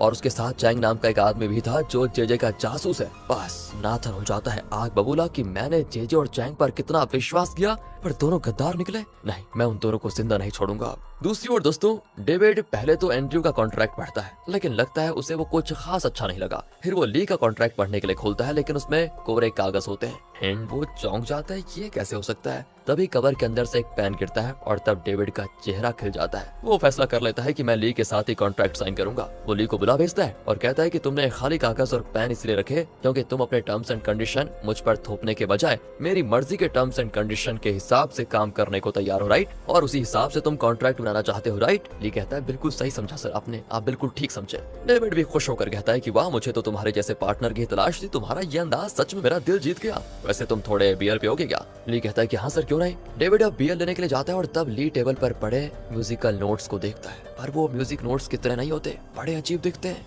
इतने में डेविड आकर नोट्स को छीन लेता और कहता है कोई मेरी चीजों को हाथ लगाए, ये मुझे बिल्कुल पसंद नहीं है, समझे? सॉरी सर, ये म्यूजिकल नोट्स बड़े अजीब लग रहे थे, इसलिए बस देख रहा था। चलिए कोई बात नहीं, मैं जरा टेंशन में था इसलिए न जाने क्या कह दिया तुम्हें। चलो अपनी डीलिंग की बात करते हैं। तब डेविड के फोन पर एक मैसेज आता है। ली बाथरूम जाता है और इसी बीच डेविड उस मैसेज को देखता है। असल में एंड्रयू ने पेनी और ली की फोटो भेजी थी। वो डेविड को कॉल करके कहता है कि चैंग जो आपके पास आया है वो और पेनी मिले हुए हैं, अगर आप ली को अपना फॉर्मूला देंगे तो वो सीधे पेनी को देगा और आप बड़ी मुसीबत में फंस जाएंगे। सोच लीजिए आप किसके साथ कॉन्ट्रैक्ट साइन करना चाहते हैं। दोस्तों ये जानकर डेविड हो जाता है परेशान और जब ली लौटता है तो वो कहता है कि एक्चुअली मुझे एक जरूरी काम है, तुम कल मुझसे मिलना, कॉन्ट्रैक्ट के बारे में तब डिस्कस करेंगे। कहकर वो ली को भेज देता है। अब ली पेनी को बताता है कि मुझे तो लगता है कि डेविड ने उन म्यूजिक नोट्स में ही वैक्सीन का फॉर्मूला छुपा के रखा हुआ है, उसने मुझे नोट्स को छूने तक नहीं दिया। बताओ, मुझे लगता है कि अगर हमें वो नोट्स मिल जाए तो फॉर्मूला का पता चल जाएगा। पर दोस्तों बॉडीगार्ड इनकी सारी बातें सुन लेता है और तुरंत एंड्रयू को इन्फॉर्म करता है और एंड्रयू अपने असिस्टेंट से कहता है कि तुम ग्रे से कहो कि हमारे लिए ये आखिरी काम भी कर दे, फिर मैं उसको बढ़िया वाला इंक्रीमेंट दूंगा। वो भी ग्रे से कहता है कि तुम एक काम करो, चैंग को ये ड्रिंक पिला दो। वो घबरा जाता है कि नहीं नहीं, ये क्या, कहीं इसमें जहर तो नहीं? अरे जहर नहीं है, सिर्फ बेहोशी की दवा मिली हुई है इस ड्रिंक में, तुम चैंग को बेहोश करवा दो, बाकी हम संभाल लेंगे। तो दोस्तों वो भी ड्रिंक लेकर ली के कमरे में जाता है और उसको ड्रिंक ऑफर करता है। ली भी पी लेता है उसको और बेहोश हो जाता है। तब एंड्रयू का असिस्टेंट आकर ली के फिंगरप्रिंट्स चुरा लेता है। असल में दोस्तों इनका प्लान ये है कि बॉडीगार्ड डेविड के कमरे में जाकर उसे मारकर बेहोश कर देगा और उस म्यूजिकल नोट को चुराकर एंड्रयू को देगा। फिर ली के फिंगरप्रिंट को डेविड की मोबाइल पर लगा देगा, जिससे ऐसा लगेगा कि ली ने ही डेविड को मारकर म्यूजिक नोट्स चुराए हैं। और इस काम के लिए बॉडीगार्ड डेविड के कमरे में तब जाता है जब डेविड कहीं बाहर गया होता है। बॉडीगार्ड को जेजे की बात याद आती है जिसने कहा था जैसे डेविड कमरे में आए तो उसे मारकर बेहोश करने के बजाय उसकी जान ले लो और फिर उसका पूरा इल्जाम चैंग पर लगेगा। इस तरह एक ही तीर से 2 निशाने हो जाएंगे, क्योंकि हमें वैक्सीन का फॉर्मूला भी मिल जाएगा और कत्ल के जुर्म में चैंग भी जेल चला जाएगा। दोस्तों चैंग और ली सेम है, ठीक है, मैं एक बार फिर बता देता हूँ। आगे बॉडीगार्ड पूछता है तो एंड्रयू का क्या, उसे तो ये प्लान बताया नहीं आपने? जेजे कहता है उसे छोड़ो ना, वो हमारा कुछ नहीं बिगाड़ सकता। तो दोस्तों अब प्रेजेंट में बॉडीगार्ड कमरे में छुपा होता है और जैसे डेविड आता है तो उसके सर पर एक भारी स्पैनर मारकर गिरा देता है। उसके सर से बहुत खून निकलता है और लगता है ये मर गया। फिर वो डेविड के फोन पर ली का फिंगरप्रिंट रख देता है और ली के कमरे में जाकर उसे घसीटकर डेविड के कमरे में ले आता है और उसे डेविड के पास लटाकर स्पैनर दे देता है उसके हाथ में, जिससे पुलिस को ये लगे कि इसने डेविड को मारा। एंड इसके बाद वो जेजे को इन्फॉर्म कर देता है कि काम आपका हो गया है। जेजे की खुशी का ठिकाना नहीं होता। कहता है कि बस अब मेरे हाथ में फॉर्मूला मिल गया और अब मैं वो सब कुछ हासिल कर लूंगा जो मैंने खोया है। दूसरी ओर जिना को दिखाते हैं जो अपने भाई को देखने हॉस्पिटल जाती है, तो वो अचानक कहने लगता है कि मैंने ली को देखा। जिना कहती है उसका नाम मत लो, अगर किसी ने सुन लिया तो मुश्किल हो जाएगी। पर दोस्तों वो सर पीट कर अजीब तरह से रोने लग जाता है और बार बार दोहराता है कि जिना को पता नहीं चलना चाहिए कि चैंग ही ली है। दोस्तों आपको तो पता ही है ना कि जिना नहीं जानती कि चैंग ही वो ली है जहां वो काम करती थी पहले। ठीक है, फिर पता है आपको। तो अब असल में पैनी का असिस्टेंट जब पहली बार यहाँ पर आया था तो वो पैनी को ये बात बता रहा था और तब जिना के भाई ने उस बात को दोहराना शुरू किया था। ये भी आपको पता होगा, पिछले एपिसोड्स में आपने देखा था। तो अब अचानक वो फिर उस बात को कहने लग जाता है। जिना बौखला जाती है और बार बार पूछती है कि तुम ये क्या कह रहे हो, क्या सच में चैंग ही ली है? वो कहता है कि हाँ हाँ वही वो ली है जहाँ तुम पहले काम करती थी। जिना बहुत इमोशनल हो जाती है और तुरंत ली को कॉल करती है, लेकिन ली वो तो बेचारा डेविड के कमरे में बेहोश पड़ा हुआ है। उसका फोन बजता है पर क्या फायदा। तब डेविड का हाथ जरा हिलता है जिसे पता चलता है कि वो अब भी जिंदा है, पर ली को होश नहीं आता। बहुत देर के बाद भी जब ली कॉल नहीं उठाता तो जिना घबरा जाती है कि इसको क्या हो गया। सुबह होते ही वो कार को लेकर ली को देखने जाती है। रास्ते भर वो ली को कॉल करना जारी रखती है लेकिन वो उठाता नहीं। और फ्लैशबैक में दिखाते हैं कि जिना ने जॉन को भी ये बता दिया था कि चैंग ही ली है। जॉन कहता है कि तभी तो मैं सोचूं कि वो तुम्हारी इतनी केयर क्यों कर रहा था। उस दिन तुम्हारे भाई का हॉस्पिटल बिल भी उसी ने भरा था और उसने मेरा मुंह बंद करवा दिया कि मैं तुम्हें सब कुछ ना बताऊं। बस दोस्तों यहाँ ये बात सुनकर जिना को और यकीन हो गया कि चैंग ही असल ली है। तो प्रेजेंट में जिना अपनी गाड़ी में होती है। दूसरी ओर ली को होश आता है तो वो अपने हाथ में स्पैनर और डेविड के सर पर चोट देखकर चौंक जाता है। इतने में गार्ड बाहर से दरवाजा नॉक करता है और कहता है सर बहुत देर हो गई, क्या आप जागे नहीं? ली की धड़कन तेज हो जाती है। गार्ड्स को शक हो जाता है और वो दरवाजा तोड़कर अंदर आ जाते हैं। डेविड को अधमरी हालत में पड़ा देखकर वो ली को पकड़ लेते हैं। ली चिल्लाता है कि सर प्लीज बताइए आपको किसने मारा? मैंने आप पर हमला नहीं किया था, प्लीज इनको बताइए ना सर। डेविड कुछ बताने की कोशिश करता है और इसी सस्पेंस के साथ यहाँ पार्ट हो जाता है खत्म। इसके बाद ली को क्या हुआ और दूसरी ओर जिना को पता चल गया कि चैंग ही ली है तो क्या वो करने वाली है, ये सारा सस्पेंस खुलेगा अगले पार्ट में। दोस्तों इंतजार कीजिए पार्ट 21 का और अगले पार्ट्स को देखना चाहते हैं तो सीरीज की वीडियो को लाइक और शेयर कीजिएगा। मिलते हैं अगली वीडियो में, ध्यान रखिएगा अपना।